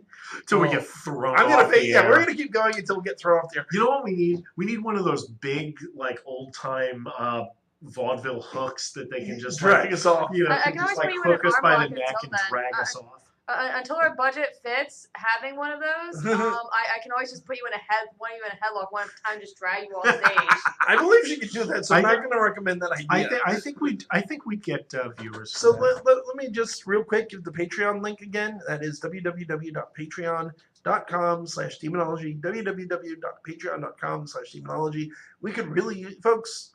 I know I sound like a broken record. Keep in mind it's $80 a show, which is a really good deal. Gene's very good to us. I'm not complaining about that. But it's $80 a show, and it's an hour drive each way for Amisha and myself to come here and do this. We love doing it. It's expensive, though. We could really use the support. Yes. Please. One of the some of the links are for the higher ones for advertising.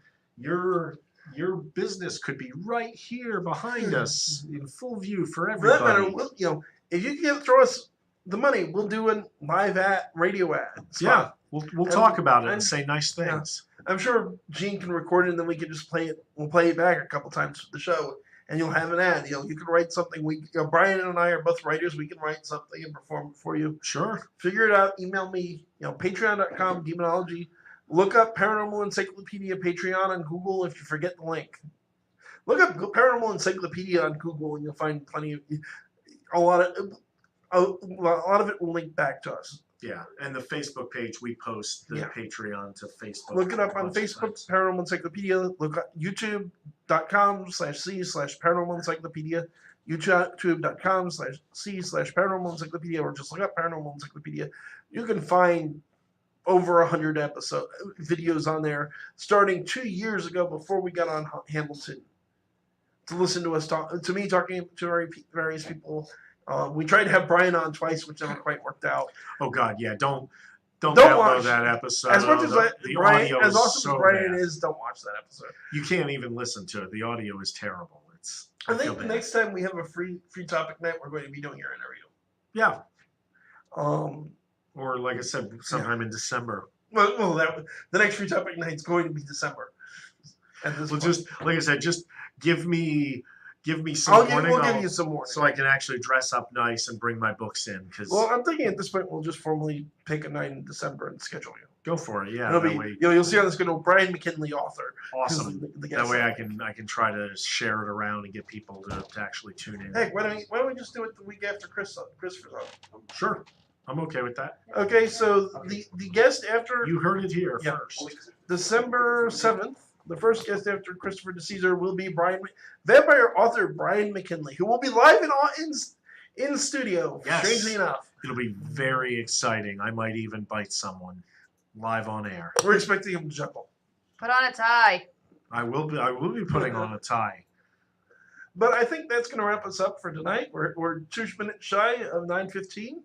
I want to thank everybody for listening. You've always been a great guest. Though I really would love it if somebody would call in one of these days. Yeah. We feel so lonely. But this is Kevin Mears.